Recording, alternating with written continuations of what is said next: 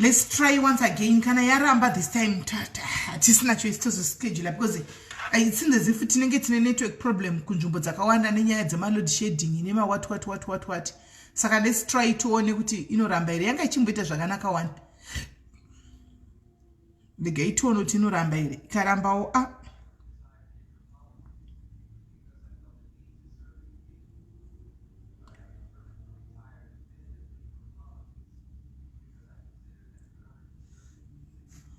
Hanzi say song. Song yakunakidza. New day, new beginning. Just new Facebook challenge. No vacation, but I'm leaving. Go to hungry YouTube baking. Not sport, but G gaming. Gotta stay home and keep on winning. Song yakunakidza Hanzi zai. Ameno zvairi kuita network guys. Amen. Ikaramba this time auto stop. Hanzi say song yakunakidza. That I restart my phone and my amen. Let's hope it it. Mira ituone network yacho ya Simba. Zvakunakidza sure.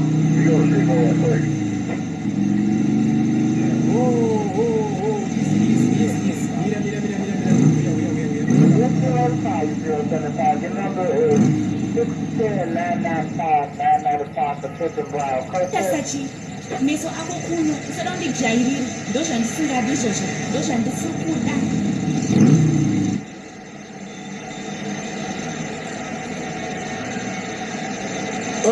Right, officer vakavamisa ngoro. Saka guys, zviri kuitika nezvekudai so. Tiri kuti achinsana network asiko zvinezvi ndikuona kuti for the past 5 minutes network iri bo. Aiwa Juliet sakala hauna kunzwa zvakanaka. Officer vanenge vamisa ngoro yemabanana ngoro. Chero video yachona asakamboona video yacho here. Ngoro ndo inenge ichimiswa na officer muroad anditi ngoro. Pfungwa dzenyu mazimba. Pfungwa dzinoenda kwakaipa. Right. Saka tiri pakati pekunakirwa netopic guys. Tobva takanganiswa nenetwork. Chokwadi regai TV tangodzokera panyaya. Right, call hello. Muri right here call. Tiripo ingobva mangoenda straight to the point. Chichiri kuitika mudzimba umu muri kuguta here kumba kumuri kuziva here inonzi orgasm iri kutaurwa apa kana kuti hamutoiziviwo kusvika machembera kudai.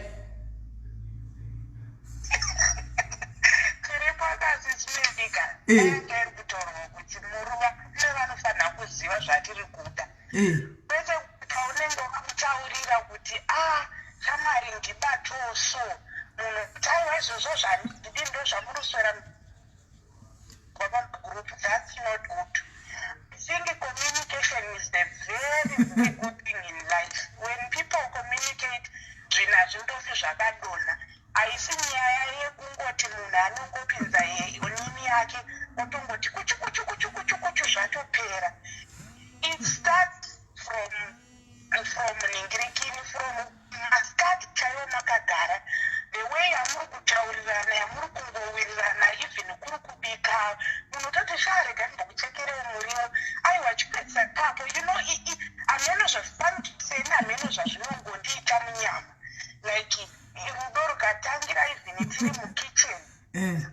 Patinozosara toenda kubedroom kamandiri ndinenge ndatononokerwa tichidaita kurumbidza nhasi tarara. Haizi nyaya yekungoita chibaba zviya zvaitwa kare kunzi baba vanobva wanzi ndibaba yomukadzi uye unofanira kungorara chete kana baba vakuti huya yavo kana yatongomira chete ivo vakutonga. It's not like that. Ende ino nyaya futi sex chaiyo inotangira mupfungwa.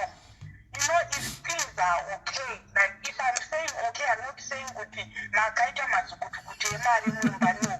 But maybe hamuna kana that much pressure yekuti vana vanenzara necovid ino yamusi kuziva kuti rendi muri kubhadhara nei, mangwana muchadyei muchadi. Munozwa kuti ipapo sex chaicho yasisinedika. It's not easy kuti munhukadzi utundi. Ndopape kuti unenge wakungorara nababa kungoti hameno, but munozwa kuti like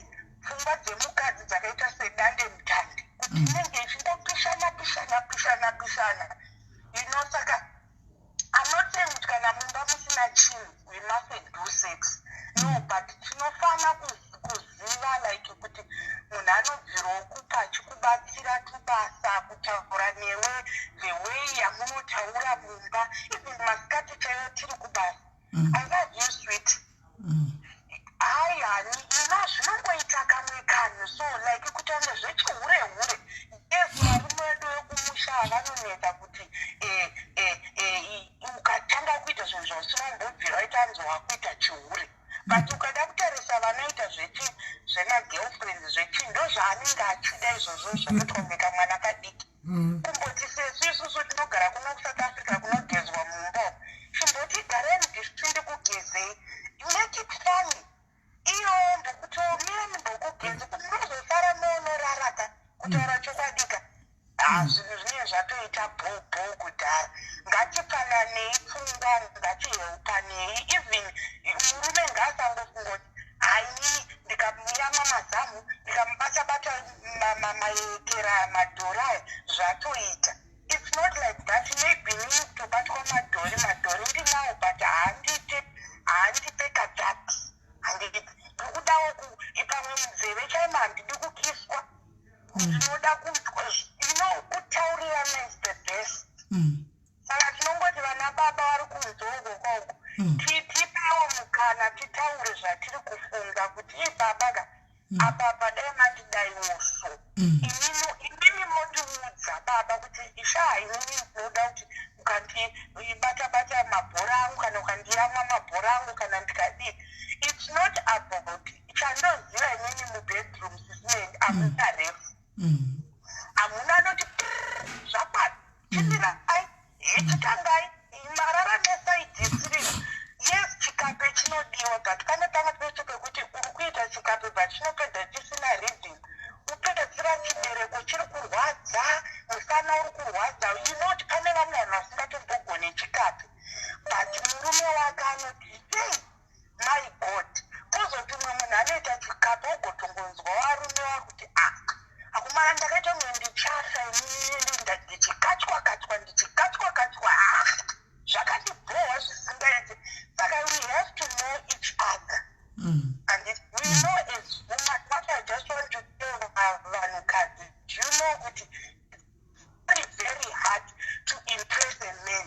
Like murume auya anenge akabvira akaita kudhara achiita zvisinganzwa because pamwe pacho akadana nemunhu ane mazigara, pamwe pacho akadana nemunhu ane mazihips, pamwe pacho akadana nemunhu ane mazisamu, pamwe pacho akadana nemunhu katetete, pamwe pacho akadana nemunhu mudhasi.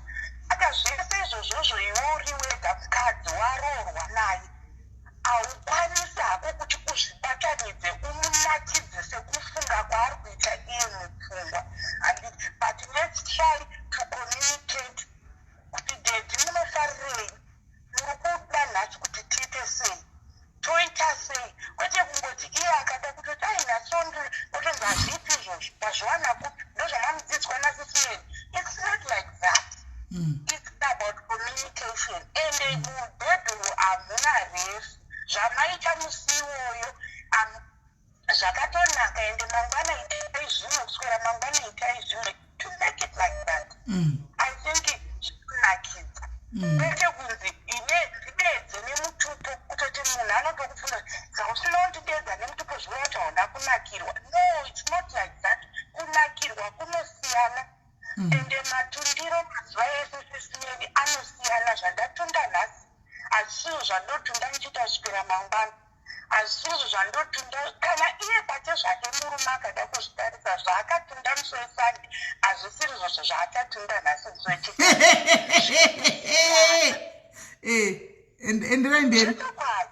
zvinotosiyana sisimendi kutoona kuti apa nhasi baba pfungwa dzenge dzandakurasika apa ugotoona kuti asi nhasi hapana chandagona but atorelisa. But marilisiro anoita mazuva ese anosiyana. Is just like inini marilisiro anoita mazuva ese anosiyana. Pane mumwe munhu wekuti people they are different nokuti ukada kutarisa iwo sekutaura kwandiri kuita kuti varume vanenge vabva kure.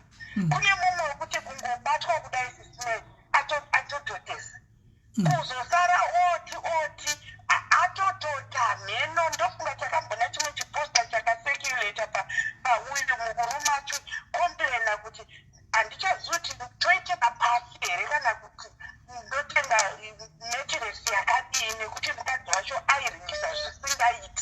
So people we are different. Vamwe hawatombozhambi, vamwe vanozhamba.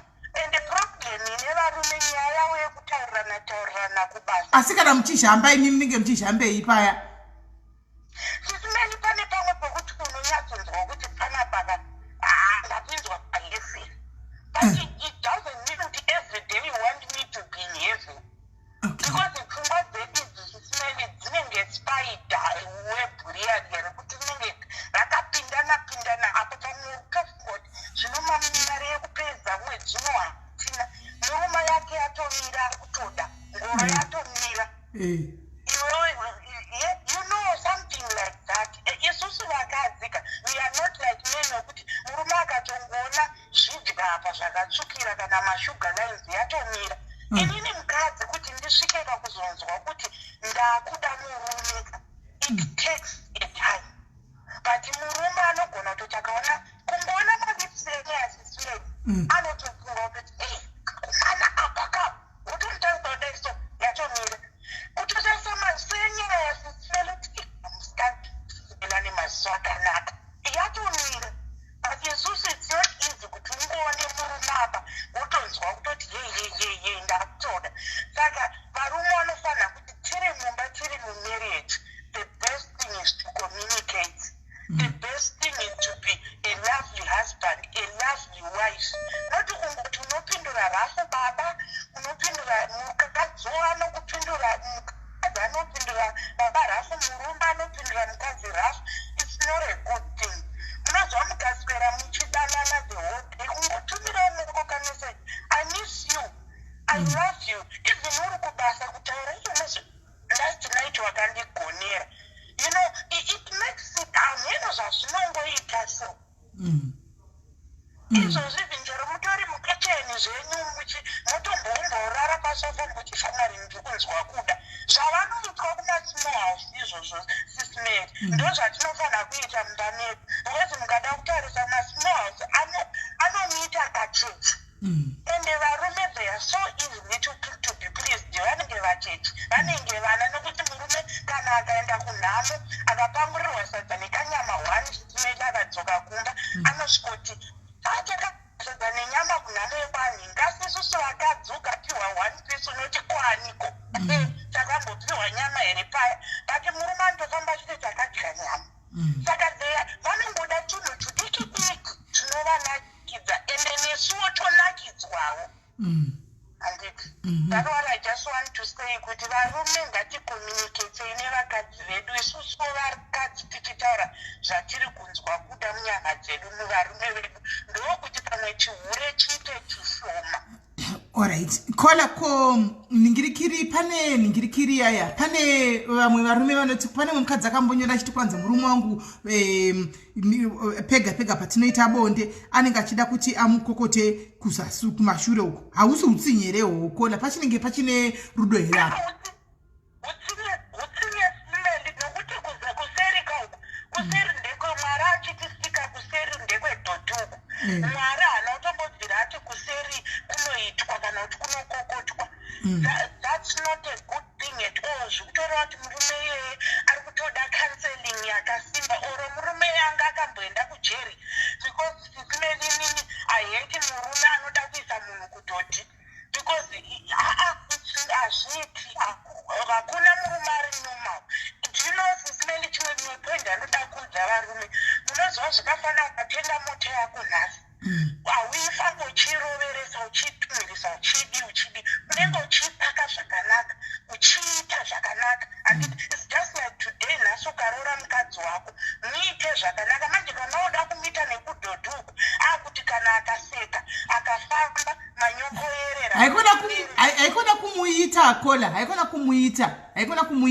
Pane umwe akambondifonera I hope ari pake pano, but ndakashaya kuti nopa advice yekuti kudii just because unenge usingazodi kuti you have to be very careful kana uchitaura nemunhu anenge auya achiti nai Sis Melly zviri normal here zvandiritswa nemurume wangu, kuti ukamuti no it's evil akanozonoramba kumba uko imba yake inogona kuputsika yachida imba yake kozonzi Sis Melly akati murume akandifanira chiti murume wake anoti every day pavanoita bonde anoda kuti anototi murume wachona ndinanzve pakati pemagaro apa. kana pasina kunanzva murume anotonetsa inotori iri hondo anoda kudyiwa pakati pemagaro murume apa kwanza kuti ini ndinokudya kusasi saka iwe idya pakati pemagaro apa handidi kudyiwa chinhu saka ndikangosha kuti dundu nomuti chiini aifinge murume iye kana atori nemhiko dzaakaita hake chivanhu chake mishonga yake wake because nowadays we are living in the days of dzekupedzisira inini aitingi munhu zviri normal murume wako kana achikudya kuza iwe you have to kutodya nhasingeni yake pamwe nematurusi ake mabhora izvi zvekunanzva kukati kwemagaro kusisineikatanga kutosunzwa nhasi ndatotyawo kuti kunanzva pakati kwemagaro panomupa feeling yei tudziwo panomupa feeling yei pakati pemagaro kana inini mukadzi pane mukadzi akambonanzwa pakati pemagaro kana maponesa atinoona akaitwa makambona pane maritayaatibatsira zvitobatsisimenini ndinongoti varume ngavataure nevakadzi vavo isusu vakadzi totaurawo zvatiri kuda kuvarume wedu chihure ichi ngachiitwe mumba ngatiite chihure nemurume wangu handiti munoza kuti unoshaya kuchiudza munhu kuti inoposera kungomuti aina handizvizivi hangu zvinhu zvakadaro asi handizivi kuti ndingakuti zvakaipa here kana kuti zvakanaka handingaziviwo asi iwo ingonoonawoga kuti zvinoita here uri comfortable nazvo here akati kubva ndichiroorwa ndozvandei ndichingoita kumurume wangu ndichingonzi idya nanzva idya ndikati saka iwo uchitovhura pakati pemagaro iwoyo uchitonanzva zvikanzi ndozvandakatojaira saka ndazosvika ndakazotaura neshamwari yake ikasvika pakuti it's not normal don't do it handiti saka ndatirega ndibvunzewo ndikati inonetsa kuti ndikuti nokuti uchanosvika unozviramba iwo ajaira kwakambomujaidza munosvika unoramba kuti nhasi handichadi konziwa zviwanepo kuti ndaudziwako tonzi tisaba zvonetsa ipapo ndo kana izinda yakabvunza reMrs Melly ndandiri kutoshayawo anza nekuti iye atoma zviri handiti akatomujaidza kuti zvavajaira saka kuti atizvimire zvakafanana I remember hanzi nanolini panapa ingawa hanti ndimi mati maGsport anosiyana saka pamwe iGsport yemurume uyu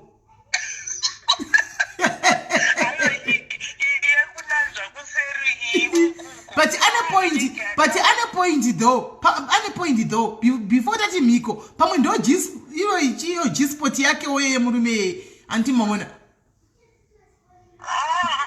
sezvo vajaira havo kudaro ngavachingotambe iyoyo nokuti ndo yavakajaidzana vaitabasa sismeli alright Kola, thank you very much zvakaoma alright thank you too zvakaoma zvinhu zvacho izvi hello yes madzoka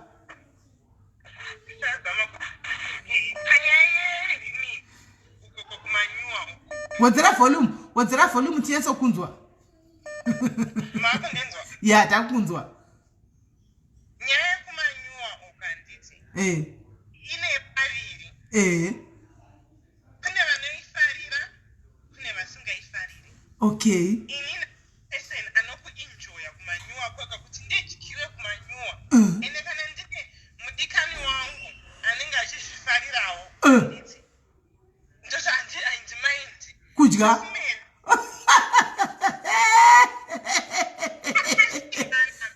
tataura kuti communication is the most important thing kana vanhu vari pabonde tikapapatisisa ipapa tikataurirana tikawisisana kuti ini ndo zvandinofarira communication ndoyega secret pabonde ndoyega secret nokuzviziva iwewe semunhu wechikadzi nemunhu wechirume kuti unodei saka Lorraine uri kuti wati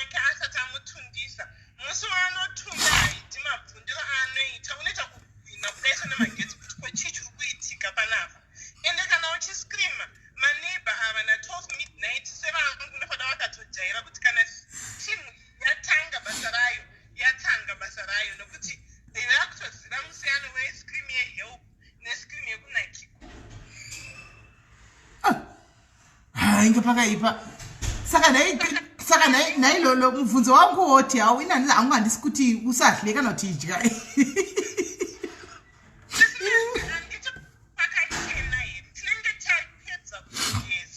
Alright, ndiri kuti hangu inini mapedza kugeza kwenyu koma yasokwesha madii handichika mapinda mumba menyu momo makuita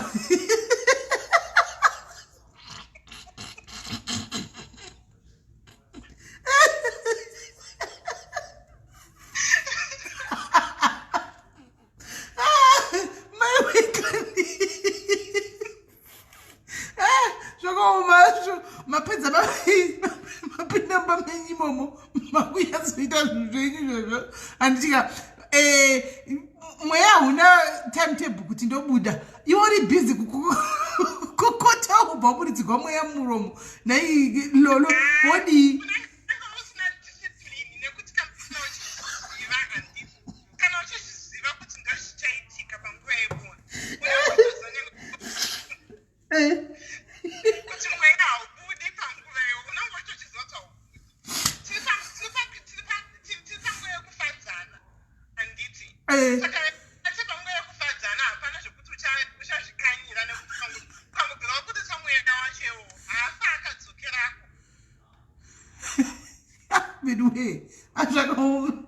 saka love making yacho yakaoma yasikanasi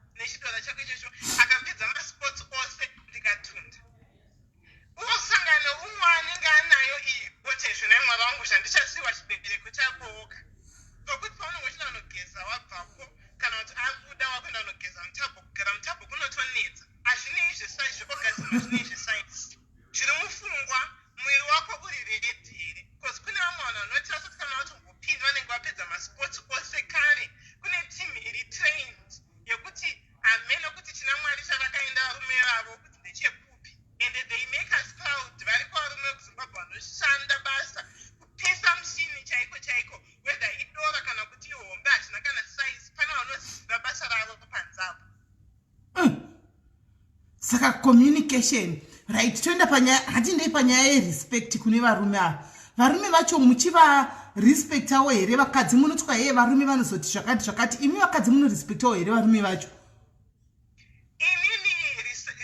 respect is earned, it is not demanded. I would demand respect kana usina kuiena. Pane mabatiro anoda kubatiwa inini kuti ndikwanise kukurespect. Munamboziva kuti Sis Melly munhu wechikadzi akadiwa zvakanyatsonaka zvaanonzwa kuti panapa ndadiwa handiti. Respect kune munhu wakainetsi. Ndinokurespecta nemwoyo wangu wose chero kukupfugamira. I've heard vakadzi vachiti ndezvekare.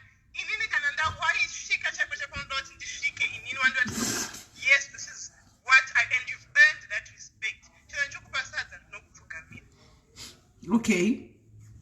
Then paunobva kubasa kana neni wandisina kunetsawo ndotokwanisa kuti kugariwawo pasi ndopisawo dhishi rako repedicure ndokwesha makumbo ndoitawo masaji tozoendawo kubedroom tochizopedza basa kana kuti tadii handiti. Respect is earned, it is not demanded.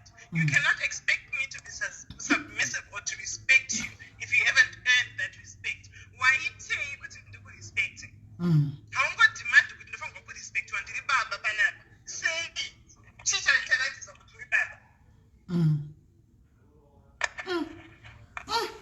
aiwa tiri kudzidza Hanzi dzidza nai communication ndio pamunoziva mumwe wako kuti panoda kuti wasei kana akati Burkina Faso ngakurohwe ngakudyiwe itodya because tanga wapa kwesha then ine domestos then wobva wadi winetsolambasta antiona because ndo zvanenge achida inini ndo zvandofarirawo nakola ndo zvanoda kutoitwawo tikudzidza vedu vekudzidza kuperi saka kola uya haasiri ye ari 1 iye aitofunga kuti pamwe kuda hazvisi normal that means vanhu vacho vakatoti one day hehe umwe ave wechipiri ari kukonfesa kuti ini ndotozvida ndotozvifarira zvokutondidyiwe chi paBurkina Faso ipapo antimaona so zviri kuenda zvakadaro vanhu vechikadzi takasiyana Sis Melly saka ndati haidi ngazive muviri wake handiti ngazive muviri wake ende kana auziva ngaude chimbogara pamira kudai sowochitarisa kudai sowotasi mugeo wakanaka taura nekukuku kwako ndokupiningura iwewe kuyatsokugara kuti aiwa kana kuti mumwe musi wasvika kumba kubva kubasa wonuhwidza kuti nhasi waunonohwa sei nhasi handisi kuisa kunhuhwa kwaro farira can you be in love nechinhu chako ngachikufadze ende kana iwe wachida it's easier kuti uchifadze umwe munhu handiti kana kuti chizoita basa racho chaicho chaicho zvangofanana noti kwai kuna ma2 minute noodles ma2 minute noodles kuna vamwe vanomafarira inini 45 minutes then ndichitofunga kuti saka dei ndapedzisa kuverenga bhuku rana ndaichiverenga then ndatopedza rimwe chapter apa iwewo chanakauya pane enderai mberi 45 minutes uchiri kuitei pa45 minutes asi handisi kunaka dai ende kumwe munhu pa45 minutes akaregedza kuita damba refu ralenadhembo re45 minutes akaregedza kuiti gwera ranoona senge hapana kuchaitiwa inini ndinobhoikana icommunication ningi anodei inini 2 minutes noodles kana wapedza basa wapedza masports zvonotaura kuti kuna vamwe kuti asati apinda anenge apedza basa uchinokaita 2 minutes uri mukati wapedza basa handisi kana mbokunetsa kana kuti chii nekuti unenge wapedza tapedza ipapo kuna vanoti kukaranda kunogeza inini takasiyana zvinhu zvine majerana zvakadii nemunhu wako ukapedza handingadzokeri kushawa nambopinda futi mushawa ko tikaita maraundi 4 ndakanga kugeza maraundi ose 4 icommunication yese iyoyo and then kune varume vanodikitira handiti kana murume achidikitira akauyawo direction yavo handi ngandiudze kuti ndinodikitira ndo weakness yandinayo kana ndiri panyaya handiti pane kuti ndazama kukuvhura muromo ndodazama kunakirwa ziya rononera mumuromo muyamuya hazvichaiti ndogara ndine feili pasaiti ndezvekuzivana ngatizivanei sevanhu kuti uyu anofarira chii uyu anofarira chii but the only way yaunoziva kuti inini ndinofarira chii is inini ndichiziva kuti ndinodei pandiri pamwiri pangu alright tazvinzwa alright thank you very much rega tinzwe vamwe kuti vari kuchema nei mudzimba umu tinzwa kuti varume vavo zviri kuita sei satadedza varume kuti vauye panapa tinzwa kuti zviri kufamba sei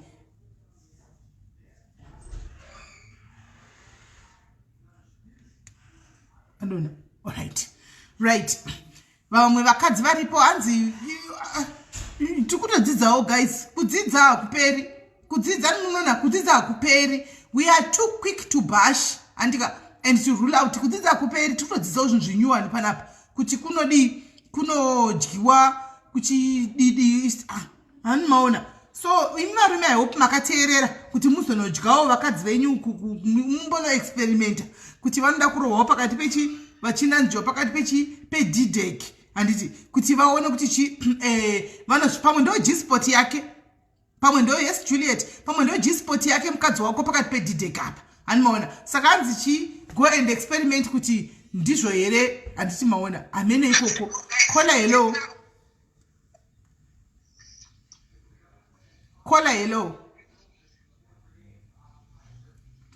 kola hello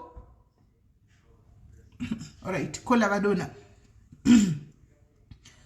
manotsi ndiri kumanzwa kuti kwanzi G-spot yemunhu inogona kuve padidek saka ungodyawo padidek ipapo munodi ndikola vadaro kola hello Hello, Sis Melly. muri sei mani Ndiri musha muri kila nei tiri bobo munoiona senyaya Hanzi mudzimba umu varume vari kuita wejongwe plus futi hatiziviwo inonzi orgasm because varume vanongoti kungoti nde fugu nde saka chemaiwo chemaumbodzi varume ava vasati vadi vafona vachizotaurawo zvavanodawo kuti imi vakadziwo nemiwo sososo ndosaka tichizodai tipe zvichemo zvacho tinzwe. inini chekutanga ndoda kutaura kuti vanhu musati magara mese mumba zvakangonaka kumbotestana mazuva ano kune protection ka hatiti zvakanaka kuti mumborayirana uona kuti tiri compatible here mubedroom murume ari right chiiba tiri compatible here mubedroom tinokwanisa kuzogara tese here zvokuenda mberi kana kuti hatikwanisi kugara tese nokuti chinoitika ndechekuti munororana musingaziyani manidzi matanga kurorana kwachoka and munenge muchinyebirana munenge muchitrai kuda kuita holy then chikara chaiya chacho vachazobuda baba yoti zvandakuitirwa nababa anhingi or zvandiri kuitirwa nemukadzi wangu. I think the last caller taura about communication nekubudirana pachena. That's one of the things which is important as well. And problem yandinoona inini pavarume vekuzimbabwe is mukadzi akataura zvinhu zvaanofarira vanomhanya kuti wakazviona kupi wakazvinzwa kupi instead yekunzwisisa because tine manidzi akasiyana. Ini ndochoda kutodyiwa kubva kumberi kwacho kusvika kumashure. Inini I want my kuchi licked and eaten from my kuchi to my anus. Sis Melly. Saka vanhu vangachiseka chii panapa ndaimira hako kola saka vanhu vangachiseka chii pane vachiti vanhu vakawanda noda kutodyiwa that means iwo kana wadyiwa newo uchadyawo kana munhu akati ndadya ndoda kudyiwa unotodyawo saka vanhu makawanda saka haiti izvi kwavari zviri normal wakazvaindibvunza izvi zviri normal zvitori very normal Sis Melly inonzi rhyming. Okay. Sisi chivanhu hazvinei kuti hanzi munhu ane mishonga it's just a fetish, let's call it that. Okay. Inini I like to suck toes. Saka toti inini ndatora matoes emurume wangu ndiri kumasaka ndiri kumalika ndonzi ndine mishonga. I enjoy it, I love it. Zvinongodi turn on. Okay. Zvinoita kuti ndisvike papo chaipo pakuti I'm reaching that orgasm. Saka miraiti mbobvunza kola imi pamati imimi vanhu ngavaite wine testing handitika vasati varoorana vamboziva kuti ndizvo here vari compatible here pai mumabedroom umu handiti saka pamunenge muchiita wine testing yenyu ipo paya tongoti inonzi sex testing yamunenge muchiita kuvanhu venyu paya moona madanana nauyu moona kuti uyu haasi kuita uyu asika pakutesta apa imimi mati munoda kutodyiwa kubva kumberi kusvika kuanas saka iyo kana chida muchatodyawo futi kumberi kusvika kuanas moona kuti asiri iye moenda panext futi monodyazve futi from kumberi to anas mozowana munhu wenyu chaiye panumber 11 vese ava munenge mangokoketa sure aiwa ka sisire munozoti chinoitika muri kuona situation yemukadzi nemurume wama paexample ka dai vanga vakamboita wine testing pekutanga ka murume dai akati ndirike baibai ainge atoona kuti mudzimai wangu zvazviparire because parelationship panoda compromise smell. Pane zvimwe zvinhu zvokuti inini pache zvangu yes I like kulikwa chimusuri but handiri kunyengwa chimusuri maona manje. Okay.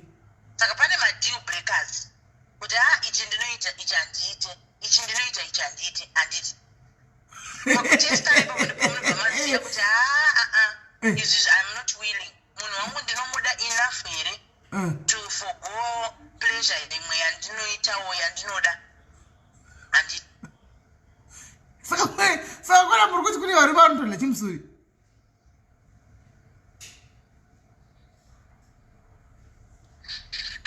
kutorega chaikotoita kumiramira kutaurirwa kunyimwa shuwa voya vachitukawo magroups vachiti kwai mahuraya machi izvo abva kunodla chimusuri asi ozoyake kumagroups achituka vanhurume vachituka kuti kwai mahure chichibvana iye abva kunodla musambonyeperwa zvenyu pafacebook apa vanhu vanongotaura kungotaura but munhu anenge atobvawo kutodya chimusuri ipapo anenge achitonongona madziso achipita tubvudzibvudzi pakati pemabvudzina apo. Alright, enderai mberi henyu kona. So anyway, nyimwe nyaya yandoda kuti ndibate Sis Melly ka iye kuziya kuti bonde harisiri munhu wa bonde ndere vanhu tu handiti ene kana iwe pane kunonzi kupa pleasure kunakirwa nekunakidza munhu handiti unofanira kunge iwewe semunhu ari murelationship nemunhu uchinakirwa nekunakidza mumwe wako. Kana usinganakirwi nekunakidza mumwe wako bonde harinakidzi.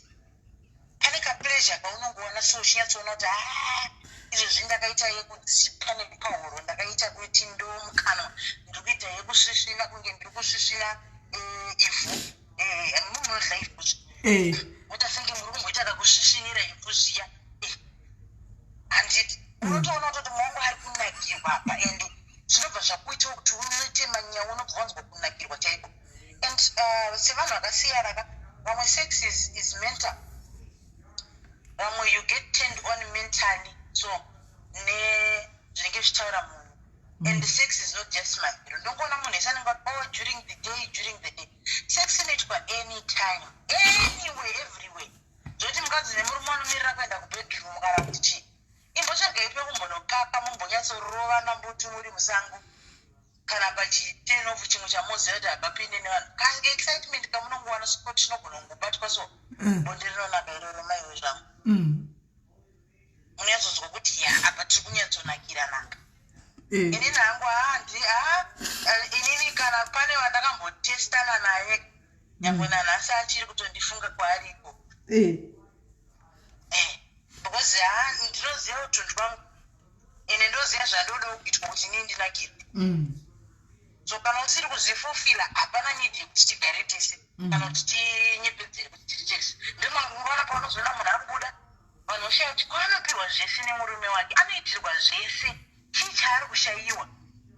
Pane kamwe kagadzikana so kanongoitika kana uchingondi uchiwana maugazi Sis Melly unogona kushayiwa zvako zvakakwana mumba but kana ungori nemaogazi you feel fulfilled. Pane kamwe kakungosekerera so ungamboona madzimai makuseni so chamuka makuseni chivanze chichitsvairwa munhu achichakakuimbirira so ngwanani vashati kwanaini ngwanongomuka makuseni vakangosmaila so ondeipikwe maogazi zvese yawo kana kutozoita bp nevanhu akuite bp nevanhu because ningu akanyatsoitwa unenge wakasununguka unotonzwa kupindwa nemhepo. Life is good so hapana chizvionakidza sekutunda Sis Melly kana drug hapana drug rinokupa that high. Pane kamwe kahai kari kega so mudzimba umo vanhu ngatitondisane kana ari marelationships tondisanai chaizvo ndokunge zvarimo vacho vachizvigonazvo kuvana vasingazvigoni saka vakadzi vari kukomplaina kauti tabayiwa tizvizivi zvinhu izvi. It's because vakadzi vekuzimbabwe problem yedu inini ndinotozviti hangu nekuti inini ndeshamwariwo dzakasiyana neni katigoni kufanana. Ndine shamwari dzangu dzinenge dzichikomplainawo sezvamuri kutaura izvi Sis Melly indogara ndichiudza munhu kuti zvaunoda iwe kuitirwa. Munhu paanokubata paya achikusvinyanga mazamunga ari kuchuna redhiyo bata ruoko rwake umurakidza mabatsirwo aunoda kuita. Taura muzoti ndibate sezvizvi paanonyatsokuti pfope paunzwa tovha exactly seizvozvo anobva ziva kuti ndikadai vanonakirwa ndikadai haanyatsoresponda. Taura uchibata uchirakidza munhu ene munhu ukaziya bhodhi yako munhu echikadzi unoda kutombozvibata chaiko wega Sis Melly touch yourself wega unyatsonzwa kuti inini chii chinondinakira. There's nothing wrong with masturbating semunhu echikadzi imbozvibata wega unyatsonzwa chii chinongondinakira inini zvii zvinondinakidza pamwiri pangu. Once wazvi-understanda sexually then you are in a position yekugona kuti mumwe munhu akuunderstande. But if you don't even know what you want yourself unoexpecta sei kuti mumwe munhu afembere. Varume havasinganga kavo kana nyangwe nesu kuti hatisinganga hatizive zvinoda varume kusvikira vatiudza kuti ndoda zvakadai. Chatoziva ndechekuti blambi negambi zvinongopindirana asi zvimwe zvacho izvi zvebefore gambi and after gambi hapana anoziva kutodzidza munhu waunaye iye nekuzwisisa kuti munhu iyeye anoda chii. Without that hapana bonde rinonaka. yeah pakaipa I think ndo zvinhu zvandaichida kuti ndingotaurawo izvozvo kuti kangonzwisisa kuti that's how life is. Iwe ndiwe unoziya zvaunoda udza munhu winaye kuti inini ndinoda so kwete kumirira kuti chamachari wazvarana nachuwa kusina kumuda after 10 years or 12 years ndichi kuchuna mazamuseri panotanga kukuchuna semasereti ipapo watomudza be gentle unotaura zvakanaka nekavoice asisi oh be gentle baby oh no baby touch me like this oh do it like this oh yes oh right there izvozvo zvokutonetso utalk upasexy ipapo kwete kumira kuti after 6 usitanga kuti aiwa okay aiwa zvizoiti saka noti varumewo vachati kudi asi ndiwo mafungiro angu yawo ndo maonero wangu. Alright. Tinotenda kukola because matedzidziso zvakawanda stereki zvakawanda zvatinenge tichingotadzira pasi but yo tatodzidza nhasi. Ndizvozvo maita basa simene nekundipa mukana wekumbotaurawo mafungiro angu. Nokuti vanhu vakawanda tinonyara kuzvitaura totya kutaura hanzi zvazvitaurwa zvotaurwa nemahure ukandopa unonyasona kuti takatosara kumasure we are backwards ukati topic yakadai so kutoiunza paplatform hanzi honai mahure ayatanga mahure ayatanga totaura kupi tozvitaura kupi nokuti atinako kuti hakuna kana cheche yekuti zvinotichainda kune corona iyoyi vanochanozvitaura makarogwa izvozvi pacorona ipapa haazvizivi ukati uinde hama yekutaure nayo hakuchina tiri kunzvimbo dzakasiyana-siyana uri kudiaspora hautorina kuti unobvunza saka zvotaurwa kupi torega kuchitaura pano zvetikataura pano hanzi mahure saka todiko iyoyo I think vanhu tinofanira kutarisa situation yatiri toti kudhara vanhu vanga vasinganyanyo bude kunze kwenyika vachinonoshava nekutsvaga zvinhu handiti vanhu taiwanzogara tiri in close knit families zvekuti munhu kana wanga uchida advice waingoenda kwatete kana kuenda kwasekuru kana ari munhu echirume handiti but iko zvinezvi taita kupararira nenyika tiri kwakasiyana vamwewo mune zvinhu zvinoitika mudzimba ana tete chaiva havapokurayira vazukuru ana sekuru havapokurayira vazukuru instead vari kutoda kutobhiringidza kuita godo chairo handiti so social media although vanhu vachiona kunge social media yakaipa ine zvayakanakira yakanakira izvozvi munhu asina munhu anomurayira munhu asina anomudza chinhu anouyawo panapa paprogramu renyu motaura zvamuri kutaura zvekudzidzisa obatawo dzidzisa nekuti padzidziso une zvaunotora zvinoenderana nesituation yako ndizvozvo wotora woimplementa muvenyu wako ndizvozvo zvienderanawo osiya ndizvozvo because social media is how you choose to use it and kana ukangodawo kuti ndoda kutsvaga pane dzidziso ndonotaura pane dzidziso ndichiteerera zvinenge zvitaurwa ipapo you can benefit something ukadawo kuti aiwa ndiri kuda zvemakuwa unongoendawo kumakuwa ndizvozvo it's up to you kuti unoda kushandisa nenzira ipi handiti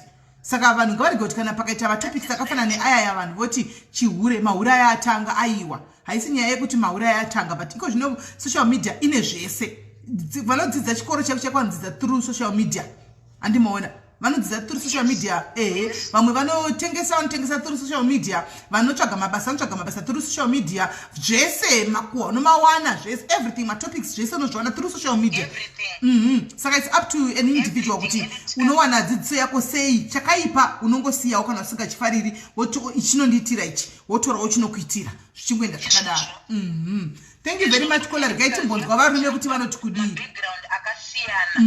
mabackground edu akasiyana kwatinobva kwakasiyana kwandakakurirawo inini ndine zvandaionawo ndizvo zvandakaona izvi zviri acceptable kwandiri handiti zvandinotoda izvo zvikugoni kwangu vamwewo vanototi akapindwa nemadhimoni handiti makuriro setup yemakuriro atinoita inosiyana nemaondero atinoita exposure kuti inotibetsera pakunzwisisa nekuona nekuziva zvatinoda nezvapatiri nekwatiri kuenda maita henyu Sis Melly. Thank you very much Kola, thank you very much rega tinzwe varume kuti vanoti kudii right varume hanzi timbonzwawo imimi hanzi timbonzwawo ende nhasi ndiri kuona disaster varume be careful manheru pamunenge vakudzimba nhasi ndiri kuona vakadzi vachiita kukwekwetai nhasi muri kuzokwekwetiwa varume muri kuzodliwa nhasi muri kudliwa kwene zvekutamba kudidheki uku motomeka sure kuti makwesha didheki because vakadzi they want to explore, they want to test, they want to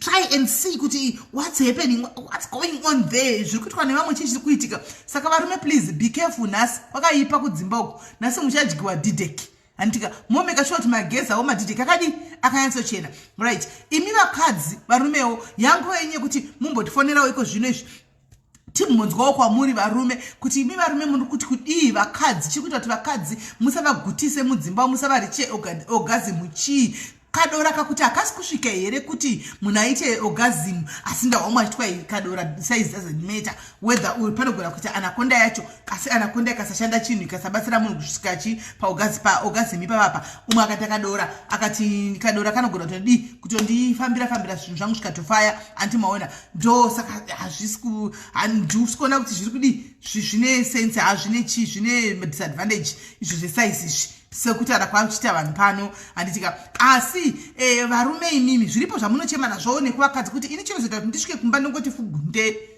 its because ivo vanhukadzi ivava vanodai vodai kana kuti maybe ndichisvika mumba chako ndinongonzi ndeye kwako iyo handiwa sadza rako riri microwave zvione here ndosaka ndichoitawo food gunde nechida kudii kuti ndirivhenjewo regai tinzoti avanoti kudii. Hello kola. Hello, ndiri right muri seikola amaita basa nekuti nzira yachirongwa because vakadzi handitika vari kungotaura side ravo vachifungidzira kuti isu varume tine problem. Do you know kuti isu hatirambe varume tinombobuda kunze handiti let's say ndabuda kunze ndadzoka mumba handiti ndaitwa style handinakidza negirlfriend then kana kuchiita namadam style iyo unonzi regedza kundiita zvamunoita nemahuri enyu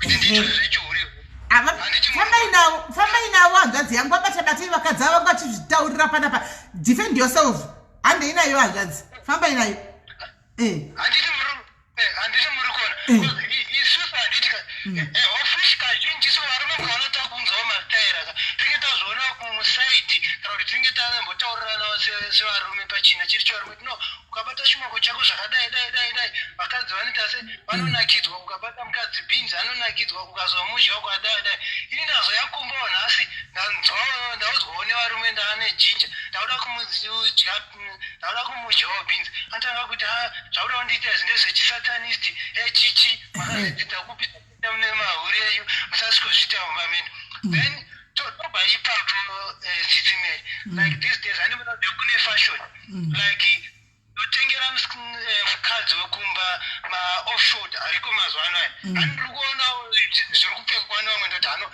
kanditengere mukadzi zvinhu zviri sex kureano katenga zvinhu zviri sex ndomuti no mukadzi ngakuti rosa handipfeke izvozvo zvinopfekwa nemahuri then muri kuona saka inini kana ndakuzomusiya ndichienda kune munhu wandiri kuona akapfeka izvozvo maybe inini ndonakirwa nekuona nichi akapfeka zvinhu zvakadaro ndichiona kubatanawo ndichionawo chidya tichibudira kutsvuke but iye manje problem iripo pavakadzi vanagara vakapfeka zvimuguguru kwezvo vakadzi kana varoorwa vakutozviita kunge even kana kugeza kwacho unenge wakutongoona kuti zviri kuitwa nemukadzi hazviti izvo and then chimwe chinhu futi ndoona pamasocial media vakadzi vanomhanyira kuti murume aita 2 minutes nudu murume aita 2 minutes pa 2 minutes nudu pari trick Sitsimeli ndiona kuti ukaona murume akapedza 15 minutes achikukwira iwe either chandinoda kuti matoziva chokwadi chaicho either murume abva kunokwira girlfriend or second hausi kunaka because the first round murume wese anotokurumbidza kutunda second round varume ndoratinotozonanikira ndoratinozototora nguva kana mukadzi ari mukadzi anonaka wanatobata mukadzi wako because ukanatobata mukadzi chaizvo akasvika paorgasmuka kungonopinza kudai kuruma 5 minutes mukadzi chaanenge atotunda newawo murume futi unenge waita se unenge watotunda then pa first round zvako mukazoona murume akuita 2 minutes nudo paushu second round ndo inenge yaproblem but first round like sangashitarwa nebrother iye vambotanga kutaura kuti parambamba kuti unotozvinzwa rume wese tinozviita mukabvunza rume wese vanokuti vanozviita parambamba kuti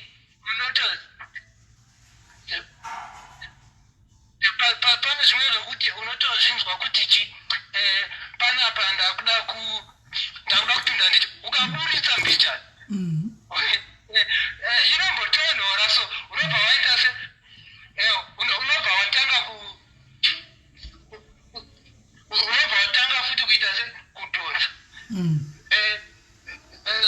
then but kana wadhonza kudaro hauzombodhonze zvokuti ungapedze ichi 15 minutes because trick iripo kana mukadzi achinaka chaiwoka kunyepa kuti unoita 15 minutes uchikwira munhu first round second round ndiyo ndorekuti chi second round rokuti unozodhonzwa because at first unenge waita se unenge watunda ende pasecond round ukanatsobata mukadzi wako zvakanaka zvokuti angasina kutunda zvake pafirst round pasecond round yo mukadzi it's obvious anofanira kutunda ende mukadzi ukanatsomuita kuti atundeka zviya zvokuti kana anga akaisa pendi yake pasi pepilo anotora pendi anoti tora pendi achisvikopfeka zvezvo ukaona mukadzi achitsvaga pendi achiipfeka ziva kuti hauna zvawaita hauna kumukwira bcause mukadzi uchipedza kumukwira hamena kuti mwari akasika sei system iyoyo haapedze 2 minutes asina kukodzera andobva akodzera akashama kudaro ndiwo unotozomufukidza mablankets atoachi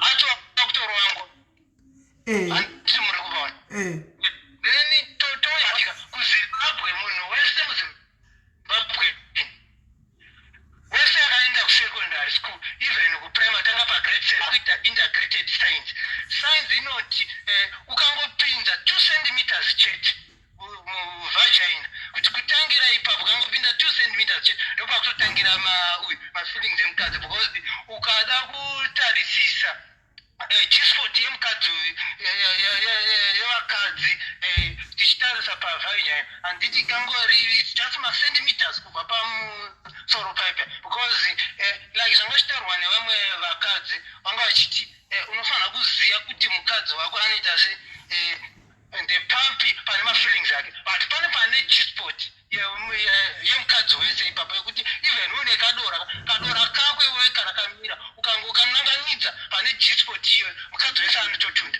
ende paG-spot ipapo pane vamwe wekuti ukambaya paG-spot either anoita squirting iya yokuti inoita kunge wet yokuti anototunda kunge wet so because I remember mwe South African wandakambodanana naye akatombosiya mubhedha wangu wakanyorova then koita 2 yokuti ukamita paG-spot ipapo anoita kakugwina so zvokuti first time inini yandakatanga kuita mumwe musikana paG-spot ndakatomborova nevana kuti asi mwana wevanhu akufenda because ndikamubata pandakapinza zvigumwe zvangu 2 because kana uchizvipinza paG-spot paipai unofanira kuzvifambisa uchizvichinjanisa uchiresponda uchiona nekuuya kwaari kuita kufemereka kwaanga uchiita uchizvimanyisa akasvika stage iyo kana usati wambozviita ari kamwe kakugwina so kemagetsi kekuti ndakatorwa neanakati asi munhu yabudirwa here pandakaburitsa chigumweso anotora nguva achisheka ndobva ndati kunenge kunakirwa ndobva ndateedzera futi ndaona munhu akutochemera anenge akutokudhonza ruoko rwuare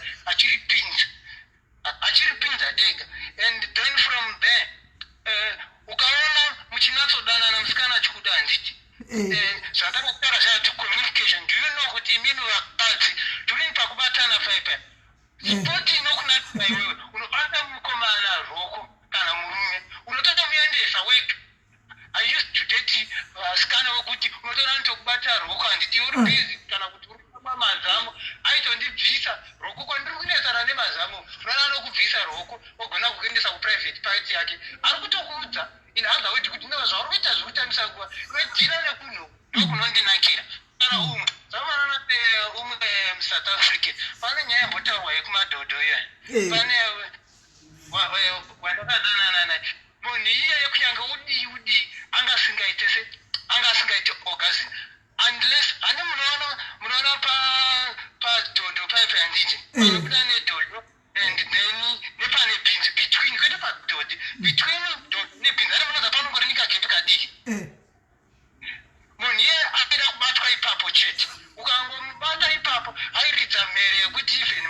vaiona nekutoona achito zvokuti aitofia atospoila maushu ndopanga paine orgasm yake ipapo. Okay.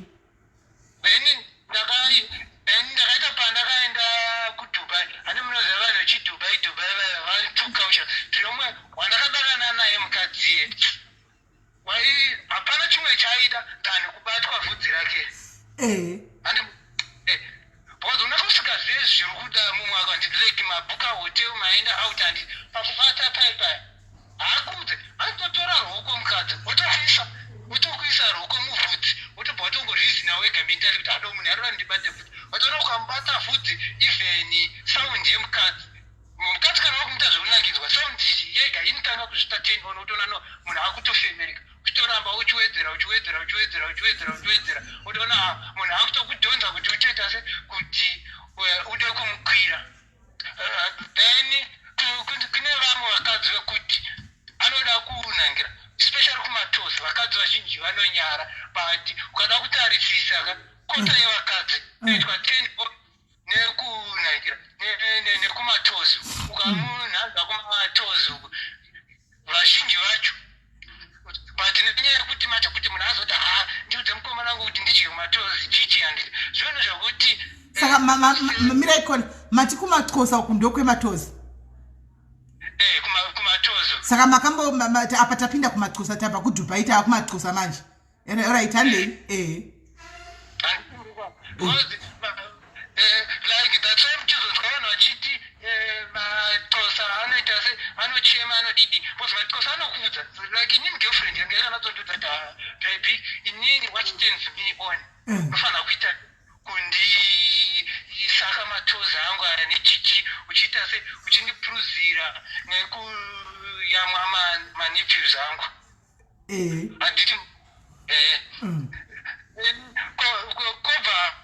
cover ipapo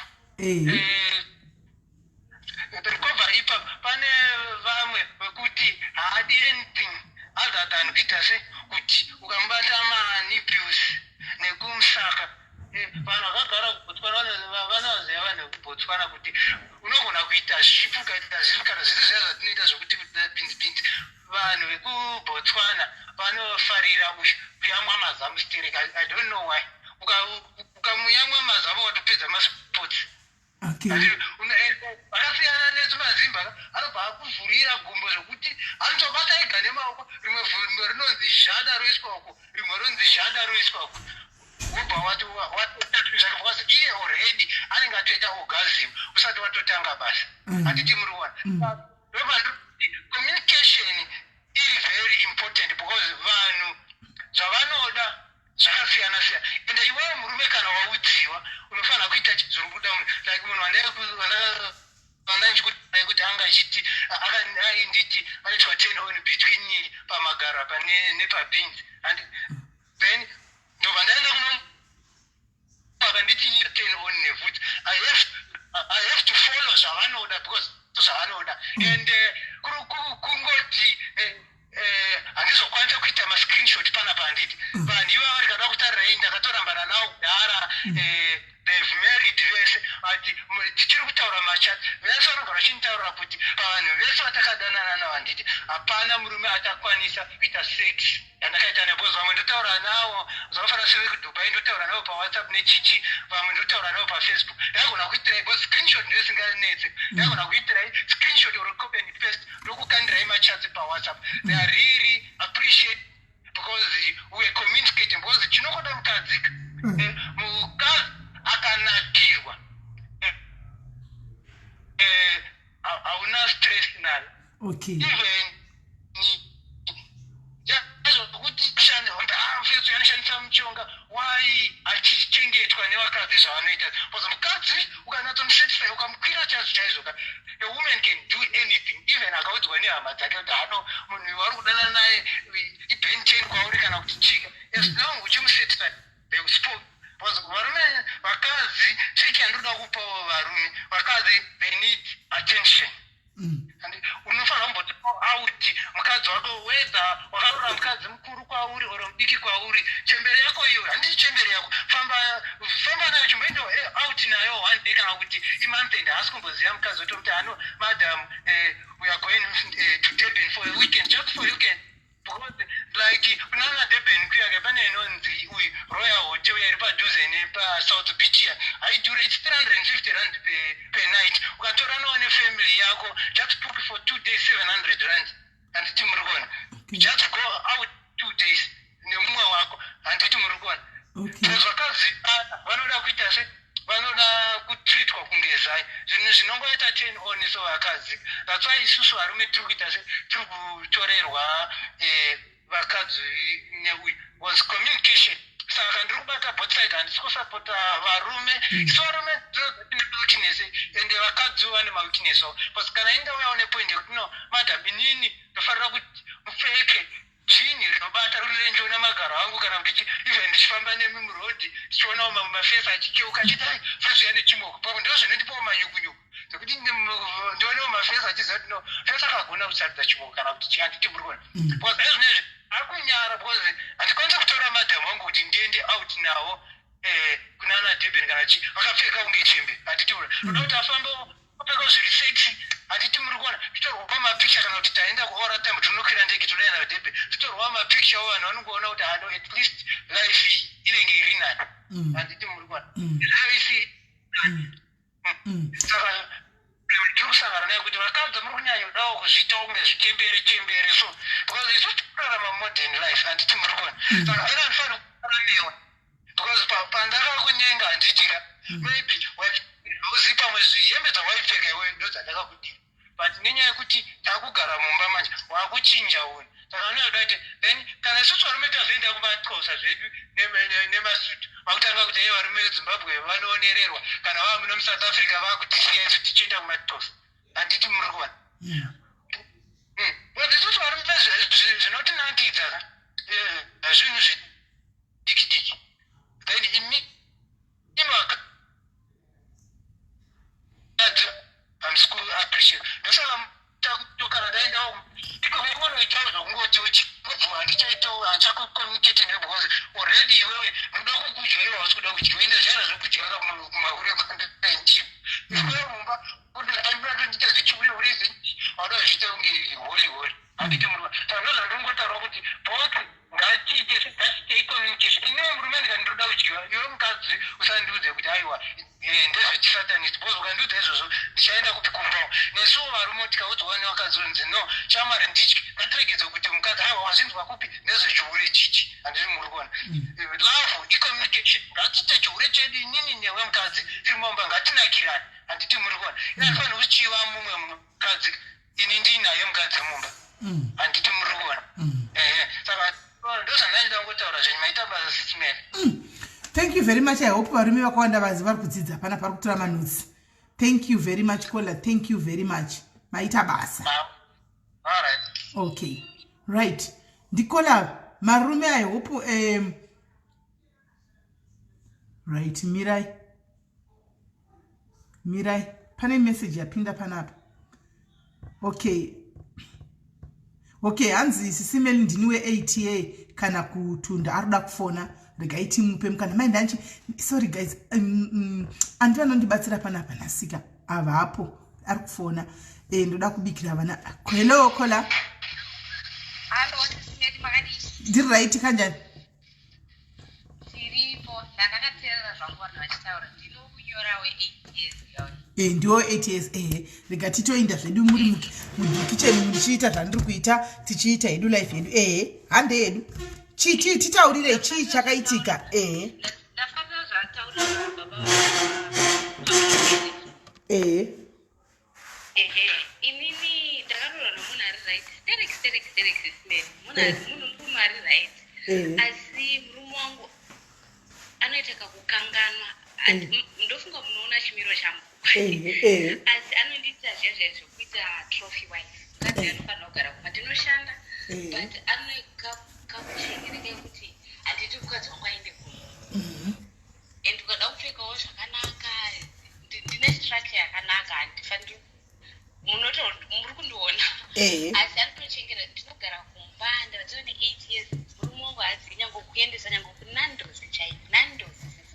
Okay. chicken licken hakuendesi apo wozodzoka futi kubedroom inongori one way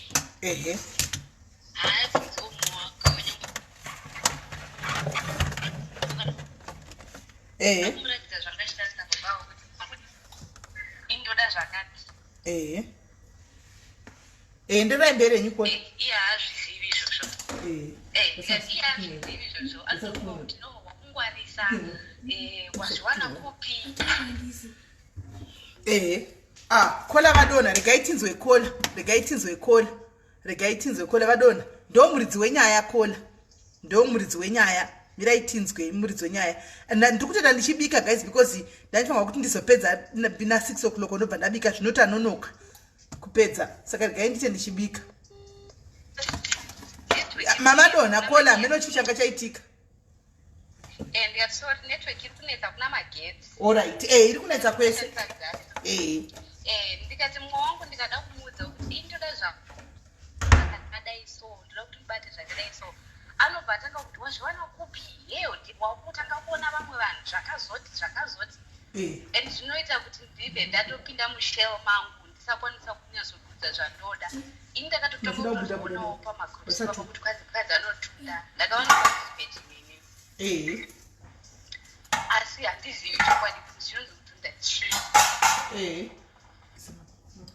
saka ndoda kuti vanhu vandibetsere panyaya iyoyo ndatanga hangu kunzwa nyaya dzenyu late ndakonza baba vabva izvezvi kuti kuteererana communication ndozvinhu zvinoleka mumba mangu ichocho munhu ari bhoirekasi kucommunicata ikoko nyange wazopinda one way saka iwowo ngaright ngatimbotaura iwowo ukataura nemurume wako chimuonesawo kuti umudze kuti sha ndo zviripo izvi ngatimbodai anoita sei anoresponda sei anoti wazviwana kupi ko haazvizive alright mwamuende kuchechi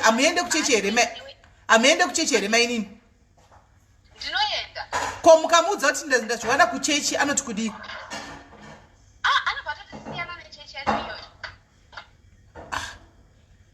alright asi padamba refu apa ari sei anoita here damba refu kana kuti ndezve 2 minutes rinongori right andisati ndaexplora zvangu vanhu vakawanda tinditi damba refu kana kuti saka ndinawo kukombeya naye yo imi saka alright imimi makazoziva sei kunyaya kana musati maexplora imimi makazoziva sei nyaya dzenhingirikiri dzeorgasmidzi Sis Melly ndogona kungoita yangu akandibata sometimes ndinongoita dry mozokumama kungotenga malupu namalupu asi achitombokubata yake haanyatsozivawo naye munhu wacho kuti anobata sei kola murume wenyu G30 kana G40 G30 here kana G40 G40 kana muchiti imimi hanyatsoziva handiti kana muchiti hanyatsoziva imimi mati hamunamba explora saka makaziva sei kuti hanyatsoziva ini ndaive mudiki ndakaona munhu amukuru okay ndofunga anekaku right kola vadonha zvakare asi regai tinyatsonzwisa kuti ivo vari kuzviwana kupi kuti havasi kunyatsogona vari kuti havanambonyatso kuexplora asi havasi handisi kunyatsowisa kuti zviri kufamba sei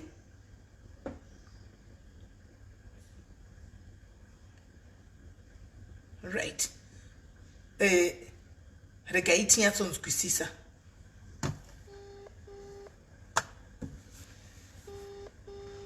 regai tinyatsonzwisisa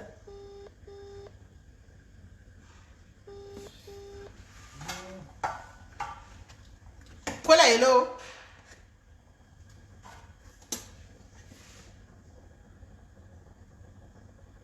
kola ko foni yavari kuita sei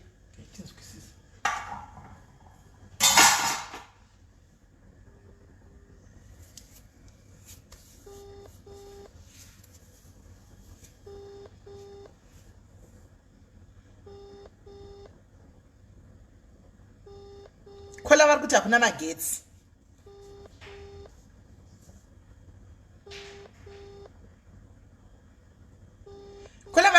iri kunetsa because hakuna magetsi, but regai tinyatsonzwisisa.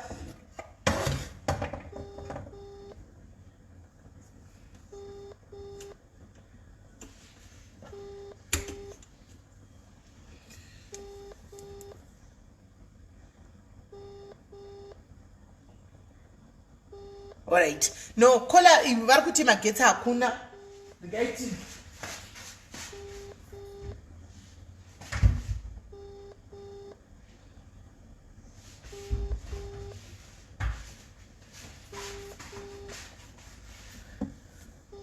Alright.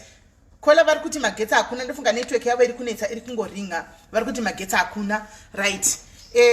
Tingawana here vamwe varume vanogona kufona vatitaurirewo tinzwisise kuti zviri kufamba sei. Hanzi nasimangura ndya zvakatsva kana ndikutobika one nai havatombodyi zvakatsva because ndikutobika izvozvi. Ndikutobika ndiri mukitchen. Ndakagara uko one ndakustudy uko ndapinda mukitchen saka ndakubika ndiri muno. Saka havambodyi zvakatsva. Plus zvatiri kubika ivo ini ndine African men okuti hatodi zvezve zvatinobika zvatoda isusu anoda sadza. Saka izvi ndinobika mapota maviri. Munhu anondibatsira hahapo aenda kumuofu. Saka ndombozvitira kusvikira adzoka pasanda. Saka right. Vamwe vari kwere vamwe varume vanoda kufona kana kuti hapasina mumwe varume vanoda kufona. Ndaitana kusazoziva kuti chipoto chidiki chiri pai. Chipoto chisadza chidiki kuchadiki chiri pai.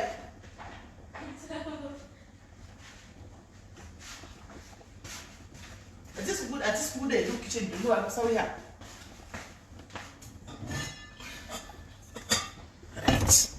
Right. Vari poor phone at gate mode go varume. Yellow collar. Sis Melly. Muri say that. What was it? Tiri right. Kwa Vakadzi vari kuchema ka Mudzimba. Avakambotadza. Avakambotadza nemashurugu ariko avakambotadza. Vakambotadza nemashurugu aripo. Kwemi muri chiikola musi mushurugu. Ndovere nguva mashurugu mumunda kuti. Ndovere nguva mashurugu. Tipira itinzwe.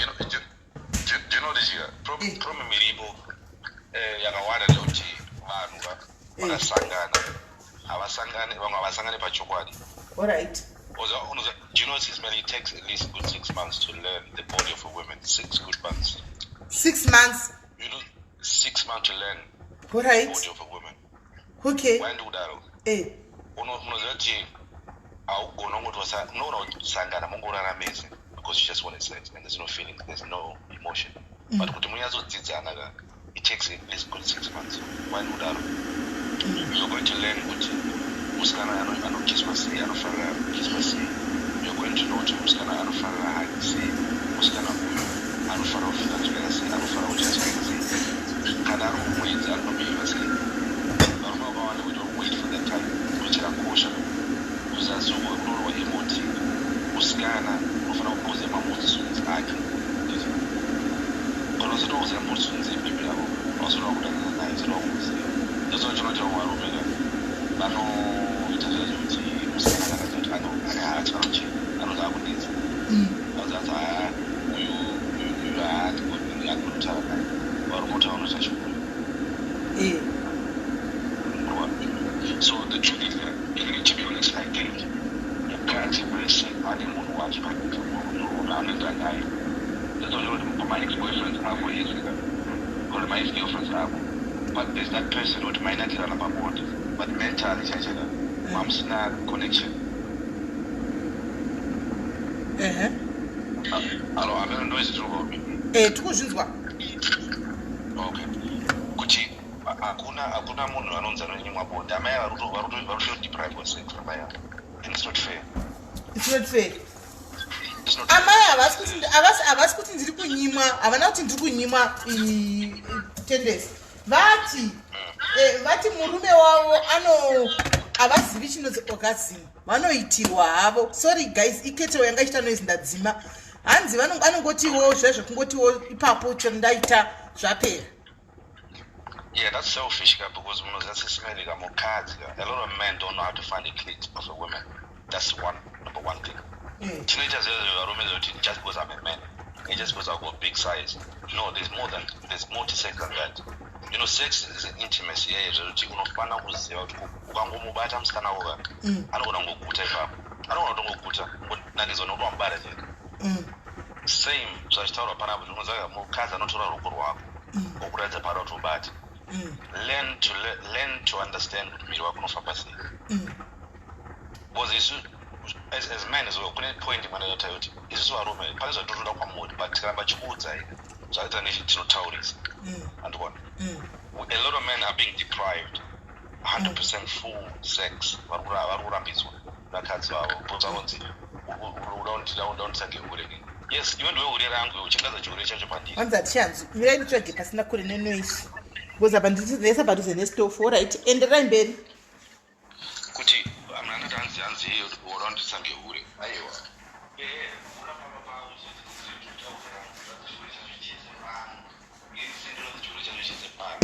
kana uchifara kujiwa modyarana mfara kuti sei toenda tutu unoziva pandaa nekuti vanodanana zvezvo you never know kuti vandane zvei because vanoziva kuti the most important thing kwavarika bonde ravo zikazikanwa vamwe vanhu zvinogona kukufa ndozoona vanhu vanotaurisa manyaya emarelationship ndodane murume wangu ndotira zvakati mukadzi aniti chichichi uri kuudza satani kudzowozokwirwa muri mutawa complain kuti wakuti nyaudza usaudze munhu saka vakadzi mirai kola vakadzi havachaiwo matips here kunze uku vachitaurira navo vari vogama vakadzi tiso ini kwangu zvikadai havachashaiwo matips here handisi kuramba kuti munoshaya matips but is yamatauriro Sis Melly, there's no point of my women kuenda kuchechi otenge vakadzi varume inini akumba kwangu zviri kufaya mazuva ano vavangu varikudai munhu uri kuudza haasi kuzviona mumba kwake munhu uri kuudza haasi kuzviona mumba kwake anenge akutoti iwe uri kutoona zvandisiri kuona akuya akapfekera murume wako minisketi akuya akabata zvinhu zvizoti murume wako anovhiringidza guys let's not forget kune vanonzi matemptations kumachechi kumabhawa kunzvimbo dzatinenge dzakasiyana siyana anditi zvimwe zvinhu learn to know how to shut your mouth, stop talking, don't tell your friends about your man, don't tell your friends about your woman, don't do it ndotokuudza chikwadi because vanhu vakawanda vari kuchema nyaya idzodzo because shamwari yangu inini one of my best friends and will become more close to my girlfriend kazhinji ndozvinowanzoitika mumasecos kuti musikana wangu anda too close to my friend uzwandonetsana nechimoko changu anofonera shamwari chimoko changu chinofonera shamwari yangu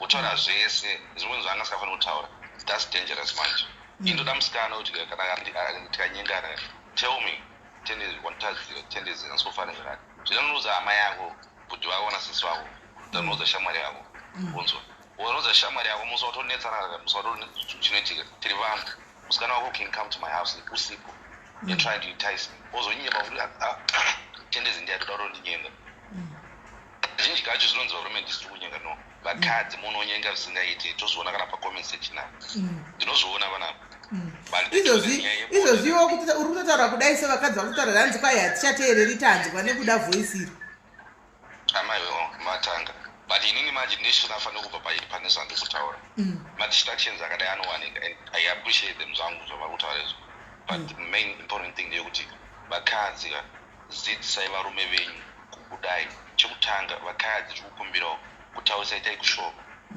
pfeka unoza mukadzi sari panapa kana usiri kupiwa rulala nemurume wako rova lipstick red nekadress kanobata kaikai kuti ndikudzoka hauna kaoneka unoenda kumashops odzoka anokuteera anotokuteera because ada kuziva kuti urikuenda kukupa ukapfeka dress kako pfeka kakanxika nonzi kanxika nekakabata kaikai obva yasoenda hako panze kutakshop ungotenderera pablock paipe odzoka anoona murume mukuru achisweta kuti wakachena so uri kuenda kupiwa because at the end of the day hapana mukadzi hapana murume adauza kuti mukadzi wakakwirwa nemwe munhu uyu smith une mari dzake ari kuboiswa nekamfana kanonzi ogazi yake kakarova jadha popo manje next month uyu smith anenge achena mwedzi wese anomuona manje akachema mwedzi webodzi zita august ndo next month so guys ukaona mukadzi wakachichema neweka teerera because musi achanyarara wachanyarodza kuti ari kurwa kuside muso anongoregera kunetsa chete zati mukadzi atanga kurwa kuside and anokusiya iwewe uchida zvichichembere zvihembe zvakangorembera zvacho zvaunoda izvo because iwe uri kunatsa nawo akadzi kunzo no problem wana murume wako asingakuudza shamarika I don't like you looking like my mother I don't like you dressing looking like my grandmother ziva kuti munhu iye hasi right ukazoona achitikana akasvika papati panonga akadzi vakachena chena tuhembe achifara kunge shiri yaona chibagika kuti pane problem ende varume ndaupa imwe tivi ukaona mukadzi wako achitadza ukaenda kana naye papati kana kupi pane vamwe vanhu ukaona mukadzi wako chiti mukasvika anobva abva pauri there's something wrong mukadzi wako kana mukasvika panzvimbo vanhu ngavakuzivei muri nyama imwe chete masvika pavanhu ndizvo unospenda at least 10 minutes 15 minutes muhoresa vanhu vese muri mese muri mese that's powerful muri mese so muchisvika papati muchita semuchihoresa hamana shamwari kana chiri chikafu ngaatanga kupa chikafu iwewe papati but wana mukadzi wako asinganoda kutora chikafu papati zakuti iwewe pane chauri kunyima kumba ende vanhu vanozviona vanhu vakunze vandoona kuti mumba mune dambudziko through the way your woman treats you pamberi pevanhu kana mapira anokupa chikafu mvura kana chichi vanoti kosa vanhu hamusati maroora here ototi ndakaroora siko mukadzi aenda ngegirlfriend yeyuse why because people can see andowana zvazoda kuti anzoda kuonererwa chibaba achishande guys mbomira ipapo chibaba chacho ngachiperere pamubhedha vanoda kuti chakazo uri baba iwoka lambasita munhu wako mumba because pamba ipapo kapagarika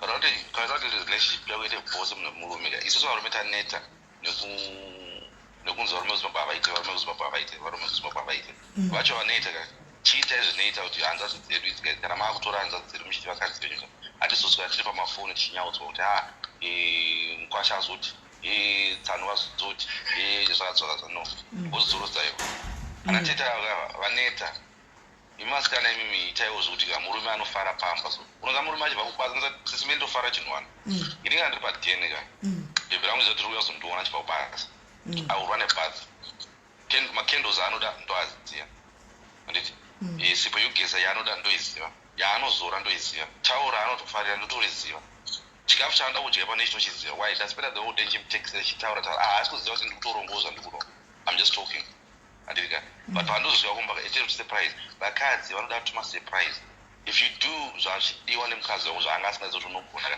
anochema musodzi kuti my god how did you do that not kuti waida wapara mhosva iwe maruva asina basa makungorono maruva asina basa zvazvo zvemutivi there's more to maruva because ruva rinofa ronzo but inzwa tendency ndine challenge one zvese zvava kutaura izvi zvekuti kwai maruva kuranirwa mamvura kuisirwa machocolate mubathing room kudika izvi zvino handiti iwo youare still single varume vakawanda vanozviita kana muchiri single mukomana nemusikana kudai vanozviita chaizvo mapinda mumarriage mave mumarriage muya haiwa 3-4 years 5 years 4 years 5 years dzakatowandisa vari chiri kuzviita chingoti pangoti mwana potlo 1 andika zvachinja ukati umuchimufonera ari kubasa konzi I'm busy I'll call you back haachafoni ukati uchisvika kumba kuti mvura zvawangojera kutigoka uri mukoma uri musikana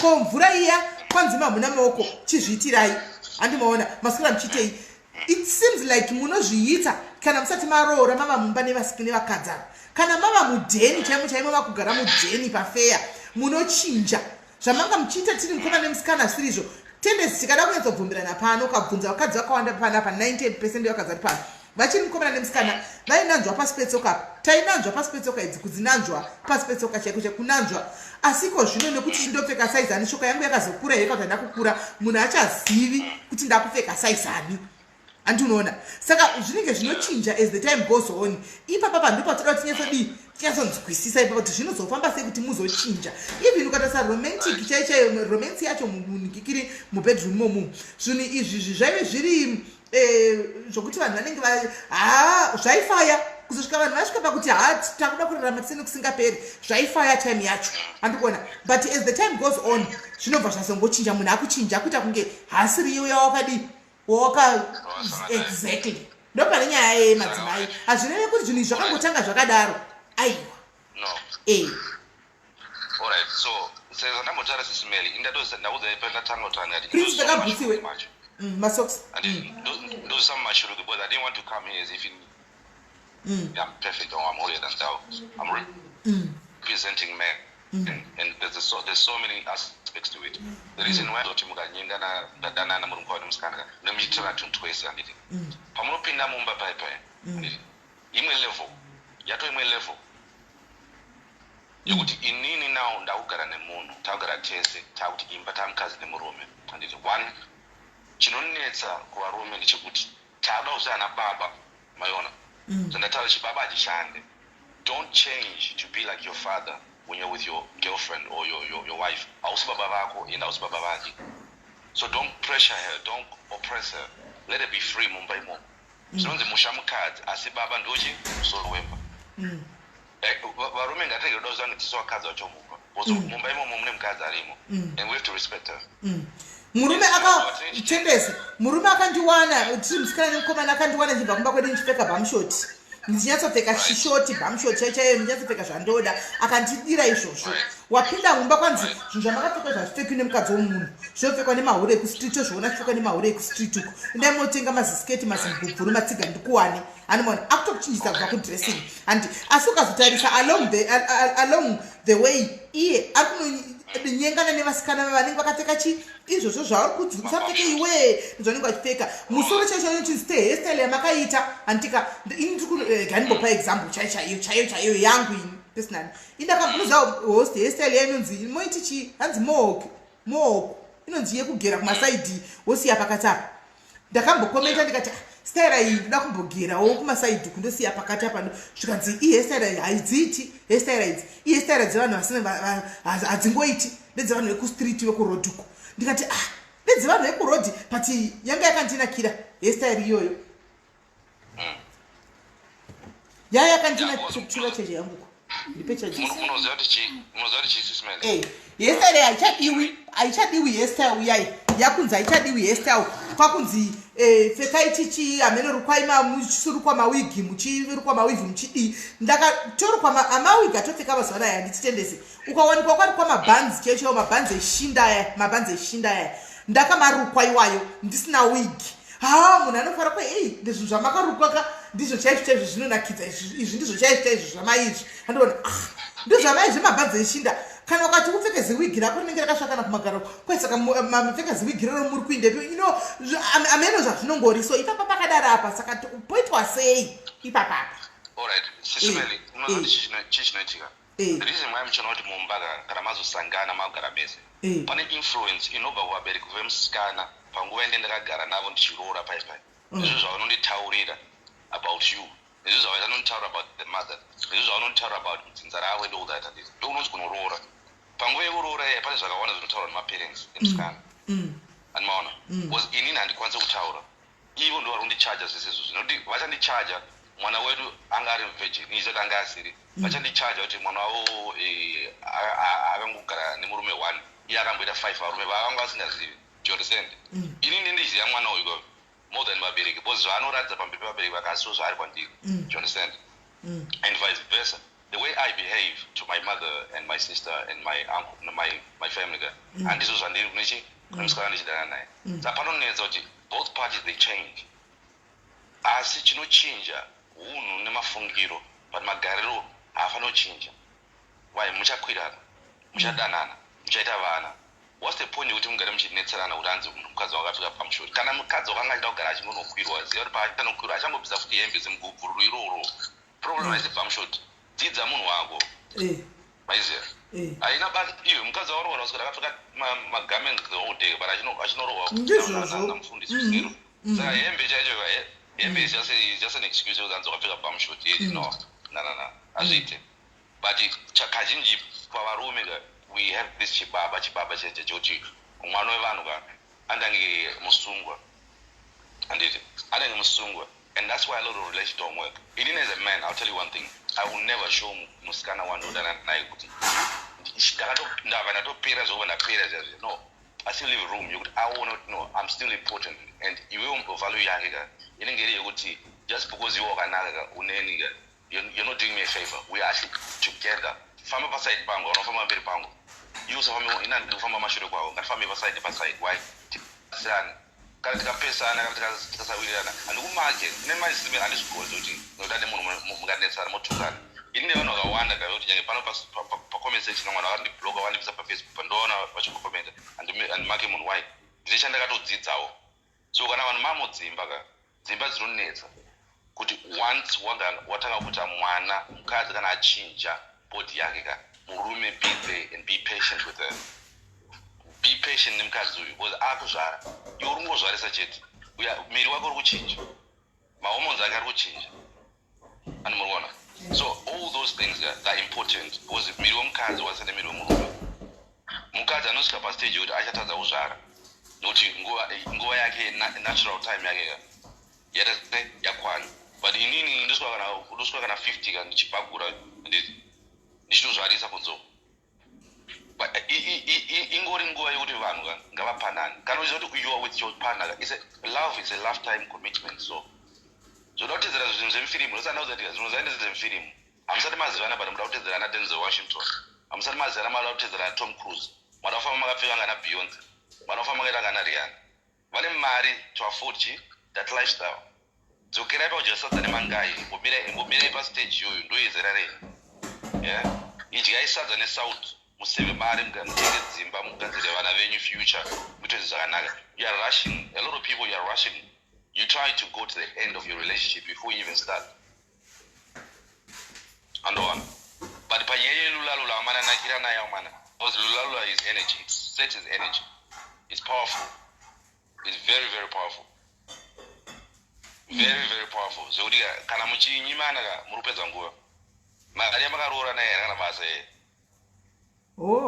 aiwa varume vari kuzvinzwa vari kudzidza varume toda kunyatsobata panyaya yekuti varume vanozochinja zvese zvinozochinja kana vanhu vave mumba asi kana vanhu vari kunze uko zvinhu zvinenge zvakanaka kana muri uko saka tinopada pagadziriswe ipapa pakuti imi varume ngavaudza pachenyu I'm glad kuti zviri kubuda mumuromo meumwe murume varume vari panapa teererai munyatsonzwisisa kuti zviri kufamba sei because Sis Melly, to be honest, vava nemurume wenyu Sis Melly inomona nekuti haankozviri sei but anoziva kuti Sis Melly vari kufara vana vari mumba imomo imi munogona kuti atindani zvese zvireti hapanguva right because you don't want to kuvhura hapwa dzenyu to the public a lot of times the reason why vanhu vachidetsera mudzimba kunyanya vakadzi panamwe vakadzi vakaoma musoro vane pride ndoiti munyaya pride iri serious here yokuti anga achiti iye akanaka ina anogona kunyengwa because ari kunyengwa kunzoka aona kunge murume wanga asisiri chinhu anymore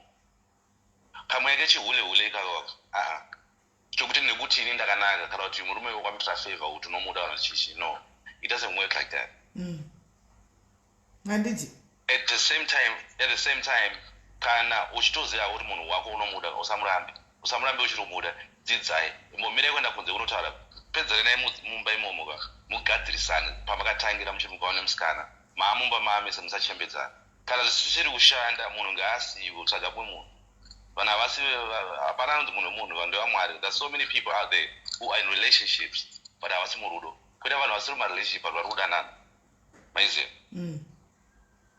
alright ndaona vanhu vatandidona anzidona iyo alright waita hakotendes thank you very much kuparira matips aida kuti varume vaite izvozvezvo right guys matips mamanzwa varume matips enyu mamanzwa kuti hanzi muite sei mugoso matips mamanzwa anouza sisi tiri kudaro varume vamwe venyu ndo vari kudaro andika vamwe venyu hanzi kola please pin your number I need counseling kola munomuziva wati kola munomuziva ane group rake ane page rake ranaro kola rakanzi tendes true talk or something handisi kuziva but ukatisa macomments muchaona group rake amborinyora apa ane page ranaro titoriko zvedu tinomufollowa animaona so guys nyaya iyi mainzwa but nyaya iyi I believe kuti hatinanyanyisa kuiperepeta because nenyaya yekuti tadona network yanga ichitinetsa vamwe havana kuzoona tadzoka tanga tiri 1300 tipayapaya network ikanetsa tikadona tikadzoka hani maona haina inoda to be continued andika hanzi come again tomorrow okay na Maxwell dachi tichafonawo zvinaona kufona saka chati toti tokontinua zve chati next week tokontinua imwe topic iyi toita china futi chechitatu tichionesana tichingoenda mberi takadaro andika zvakanaka chaizvo tikaitawo maguests varume pane topic anambopa navo varume so vachiti kwai musi unoda toda kuita topic iyi toda kuti mutidedze but handina kuvaudza kana ndavaudza next time ndichavaudza varume ava topic yacho kuti ndeipi then vauye titaure nezvenyaya yechi yezvetopic iyoyo animaona kuti toitaura sei topic iyi pane vari kufona regai timbonzwa ava vamavendi hello hello pa Sis Melly diaries tanga toti tovhara zvino imi makuuyawo mukoma masimba muri sei tinofara makadiwo next time tichikumbira kuitira matime difference nguva dzedu manje mukoma masimba chinoitika panyaya dzenguva ndechekuti zvandimukona kuti ndatozopedzisva I was supposed kuti ndibve kustudy room kwana ndiri ndiye mukitchen ndihoitira muno nichibika nokuti dzimwe nguva time inengeyo time dzedu zvonetsa unenge uri mai unochifonga kuti ubhalansisa ndimunoona unofonga ubhalansisa aya tinongotenda pashoma pazhinji tinotenda chaizvo okay ndauda nguva necontribution yangu okay tiri pamhepo andika muri pamhepo tiri mutopic orgasm handizve ndizvozvo chaizvo allright ndakaitarisa nyaya iyi haitikwanisi kuitiise mu1 bracket twese saka vakadzi vese mubracket 1 varume vese mubracket 1 because takatosiyana allright saka tine magroups atinawo kune mamwe magroup anokurumidza kuita se kuti wa tokoti kupapaidza kuti wa wakadzi koko varume kune imwe group inokurumidza kuti wa group 1 iyi koita group 2 rinoti nonokeiwo kuti wa koita group 3 risati ratoboti wa magroups aya andizve ndizvozvo then ndobata kuvarume kazhinji ava hatina vazhinji vacho tinopapaidza tinodiridza handizvere ndizvozvo then vakadzi manje ndova nenyaya vakadzi vari nyaya iyi mukadzi kazhinji kana achinge ada murume right mukadzi haatane kudiridza kupapaidza kana achinge muda murume that's number 1 then murume anogona kudiridza pane mukadzi wese chero parebenzi kasi mukadzi kuti adiridze ungaita se ada munhu wacho nechekutanga manje kuita feeling nemunhu wacho nezvekutanga manje saka vakadzi kazhinji manje tinaye mudzimba tinovaita put off right takaita put off kudaro how can I expect kuti atase asvike pakudiridza iye ndakamuita put off kudaro panonetsa manje pane pakudiwa manje matricks right ekuti unobata sei unotamba naye sei kuti adiridze because pfungwa dzake dzakatotinikana ndikudhara vapabata manje atapabata ndinorevei mukaona vari mudzimba mukadzi wako unogona kutena all by how you spend your day iwe uri kubasa the way you text unosara usvika pamba munhu anenge atoredi kudhara right kuita vamwe wakaita sana mukoma masikube kuti kana uchingobuda pageti chete wakutoita zvinhu zviri opposite uri kupi handiri pamashops iwawo uri kusiti uri kupi uchingonyepa nyepa anobva andita ofudhara kuzosvika munhu acho asvika pakuzotorera azokujaira maybe aaccepta ndo zviripo angadiridza hake asi kudiridza zvekuda but akomana saka inhau yeko akadzi I think kana achinge achichida munhu saka musatapudzika madzimai kana asinge asvike pakudiridza pacho uri kubhoikana uri kurwadziwa uri kufungisisa pfungwa hadzipo saka its problem asi hapana tinoti rudo saka vakadzi vari very sensitive anenge munhu anenge mazaya ukatumwa tenga mazaya uri mwana bikika kazhinji mazaya utomaputsa chete nenyekona kutamba murodi saka ipapo ndangoti wakomana kana pasina mukadzi usingakwanisi kutenda oni before mbata kumchena oni before maonana nyaya inokunetsa iyoyo. Asi naimi mukoma Masimba, imimi munozotenda mukadzi wenyu oni sei imi muchigara muchingori mumota pamalife? Okay, yakwandiri manje, that's good. Kungovhunzawo hangu mukoma Masimba, kungovhunzawo. Kubvunza kwakanaka. Kubvunza kwakanaka. Kubvunza mahara. Yangu inini is a very complex situation. How? Relationship yamukoma Masimba yakasiyana nedzenyu dzese. Alright. Right? Okay. Saka yangu inini ndinoiplayer yekuti ndotaimira munhu wangu ari kupiswa, munhu wangu ari kubasa, ari kwakati ndo pandinotaimira ndopinda mumotikari pako. Because ndiri ndege. Okay. Maona manje. Alright. Kana aripo amundibati hazviiti. Mukoma Masimba, pane dzera makamboshaikwa here imi mukoma Masimba pamhepo? Pandakaita sei? Pane dzera makamboshaikwa pamhepo here imi mukoma Masimba? Izvo zvatine 10 hours sarapinda pamhepo. Mamuvete zvekwenyu kwati mamuka. Ikaposa aripo kanhasi aripo kana ndokona kurara asipfuudze kuwa. Izvo abuda manje izvozvo. Ya3 kutobuda kwaita. Saka wabuda na 3 am. Abuda. 3 am achindepi? Anombeta aneka contract cleaning. Anokuita ma-toilets epa-train station apo. Oh. Before ataka basa aneka 2 hours kake makuseni before ataka basa rake. Okay, hayo pakanaka. Saka izvo abuda panabudawo. Kana aripo nendiripo ndozvandinoita indoiplayers musatitedzere zvinokupandukira panzi. Ndizvozvo ndokuti shuwa ndozvatida kutohwisa because tinogona kuzoteedzerawo mangwana zvikatikanganisa tichitoti kuda kukwana mwana mukoma Masimba anozviita wani. You have to be careful. Zvamunoona pamakamera handiri realities. Ishuwa. Ichokwadi. Makamera ndo teach lessons paya. Zvamunoona pamakamera zvimangura makamera. Be careful. Okay. Tikuona 1 billion nekamera yotakaona 1 billion. Be careful nemakamera. Alright. Be careful now. Alright. Otherwise back to topic. Inini ndamunhu wekuti ndakambogara madzimai. Madzimai sakatosiyana. Saka ufanira kudzidza munhu wako.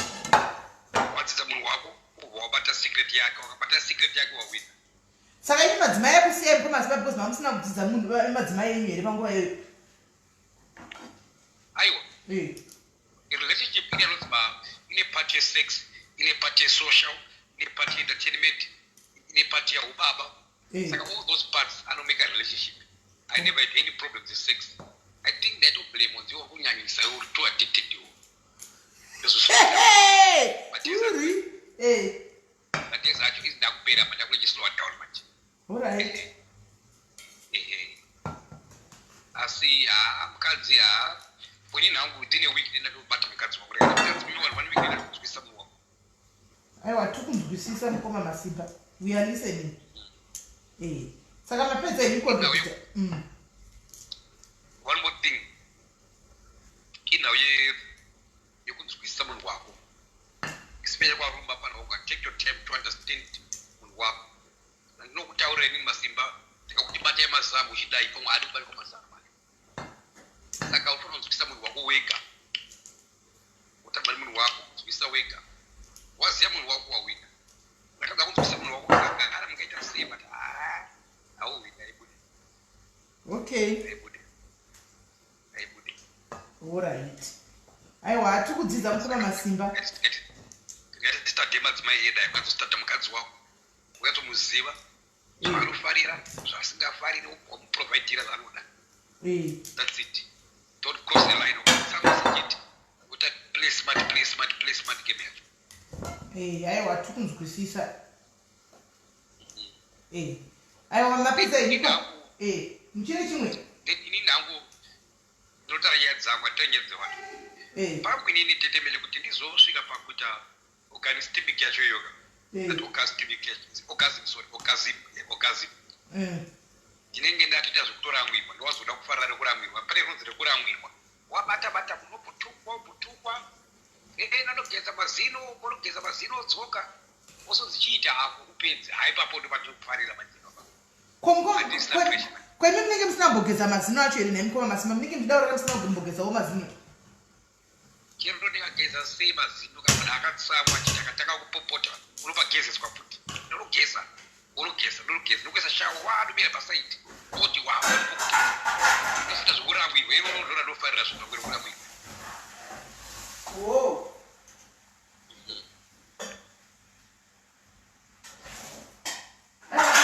mukoma masimba kwakuchishingirwa zvese indotozana kana munhu wakapfeka bhurugwa ndosana pana zvokuita ndosana pana pakazadhurumena nditozoda kutoziva munhu wana kupfeka bhurugwa rake kana romba handina problem andikobate oh alright otherwise zinonakidza spare kunyatsokuitana so munonakidza alright aiwa tikunzwisisa mukoma masimba saka ziya munhu wako ndo secret yacho okay kana zvaramba zvaramba musanyepera kana zvaramba okay aiwa maita henyu mukoma masimba mati maita henyu mukoma masimba tatodzidzawo chaizvo zvamatotaura kuti tatodzidzawo something andika ndokutenda hangu madairis ndokutenda nenguva yamandipawo neuropo nanonoka kusvika asi ndazongoitawo 2 minutes dzangu wedzi otherwise I wish you my relationship and I wish you all the best spend time to know each other varume ngatifadze mabhemberi kana wakaroora ita zvimwe akaroora kana usina kuroora usina kuroora kuna kuda kunyimba maite machuwa maitawo 2 minutes noodles dzenyu izvozvo varume let's be mature kana wakaroora ita semunhu akaroora kana usina kuroora ita usebhacha rokutsvagawo kana waroora watoroora soita zveipapa kuvhara masamu kufokasa nepaurima papa ita vakadzi havadi kuchitwa havadi karemaziya izvo havazvidi aiwa koma tikukunzwai maita basa saka aiwa ndinokupedza kuti problem iri kuvarume tisine problem isu varume tisine problem ndokune dambudziko vakadzi tinawo mushini uripo shandisa mushini wacho haisi kukona tinobata kunext door wanyorwa message ino wakapenga aiwa kurikubhadhira rent kurikudyiwa ngatichangamukewa kumanje kuita zvifamba patiri one woman one man one problem is enough sure unokuda kumbaira unorarawo kwauzokunyara wega uchinorarawo kudzoka apo kumana zvine tsvina izvi focus nechekubata imi kwenyu ndo zvamuri kuita here kwenyu mukoma masimba muri kuita here one woman muri kuita here one woman one man one woman inini handisati ndambochiita ndiri straight andigoni kunyepera mudiwa wako kutaura chokwadi right ndiri straight kuchiita kuwanda handisati ndambowandira mudiwa wako right pane panombooma relationship yambooma kuti hai ndakuenda zvangu ndanetsana oda kuda kuti uende usangane munhu wasangana kuti ndauda kudzoka kuti angataurira nei saka hakusi kuchiita aiwa takateerera cheating to distract akazosvika pakudiriza kwacho to take time kuti akuregerera let's be honest guys tine madzimai edu sekuda kwakaita jesu church that's it nobody could be aiwa tikukunzwai mukoma masimba aiwa ndokutendespe tichazoudzawo nyaya yangu pamhepo next time munayo ndeyei yakuma masimba yenyu nyaya haiyo chazotaura iyo chazotaura zvese toziudza pamhepo aiwa maita basa nezvokuma masimba nokutishanyira kwamaitawo pamhepo zvakanaka i ngatibotendera tizira pamhepa aiwa tinotenda zvakanaka thank you very much madairis okay ndimukoma masimba guys thank you very much guys hanzi what your G-spot mukoma masimba wacho vabva vaenda guys so thank you very much guys nenyekuya kwenyu kwamaita tichitaura nyaya iyi tangoita masetbacks mbijana enetwork but I hope next time tinenge tinayo tikontinye tizivawo kuti varume vacho vari kumboda chii vakadzi vacho vari kumbodawo chii mudzimba umu tongopotawo sometimes tichingodzibatawo andimaona tichingodzibatawo zvichingodaro not every time sometimes tichingodzibatawo kuti tikwanise kuti tibhalansise. Ndo diary yacho kutaura zviri kuitika, zviri kuraramiwa anditika panguva iyoyo, ndo diary yacho. So thank you very much guys. Mari vakuitire zvakanaka, muve nezuva rakanaka. And zvakare the other thing is Friday, ma-Fridays tave youth diaries. Ma-Fridays tave youth diaries.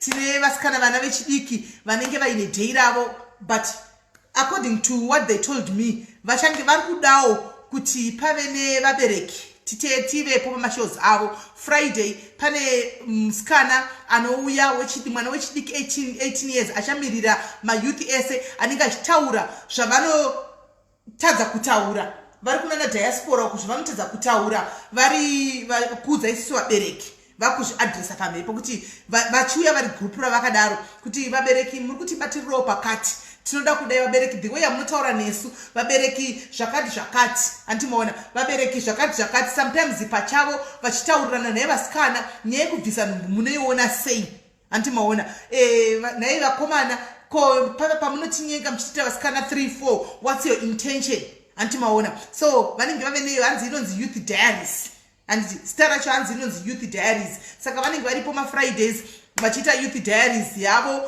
Isusu vabereki tinenge tiripo tichitevera ma-comments tichiona kuti zviri kufamba sei, patinenge tichidawo kutsurwa nevana nekudzivawo zviriko mazuva ano kuti ndezvipi zvacho zviripo, tichidzidzawo ipapo, because sometimes maybe the way we talk to them havazvifariri antimaona, kana kuti the way yatinenge tichiita zvinhu chaizvo havazvifariri, but kuti vaku-approach uri mubereki kuti vakuudze kuti amai kana kuti baba apa makanganisa, dhedhe apa makanganisa, izvi hatisi kuzvida, havakwanisi kuti vazviite because vanenge vachitya kuti tiri mubereki wangu. Saka platform ino hanzi tinenge tiripo ndo pavachange vachitaura nezvazvo. Handitika neFriday hanzi na5 ndichaposta short video yavaisa hanzi na5 o'clock.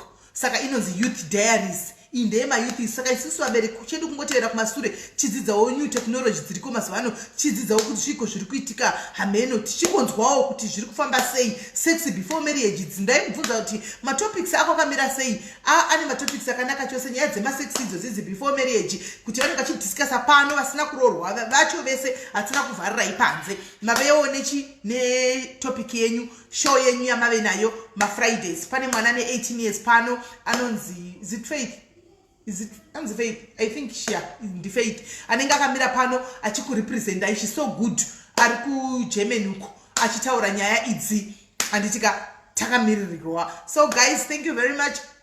God bless you. I love you all guys. If you feel like talking to me, if you feel like unenya yako yadotaura neni anytime, any minute, phone number yangu munayo, mundibata totaura. Above all, one love and peace anditika.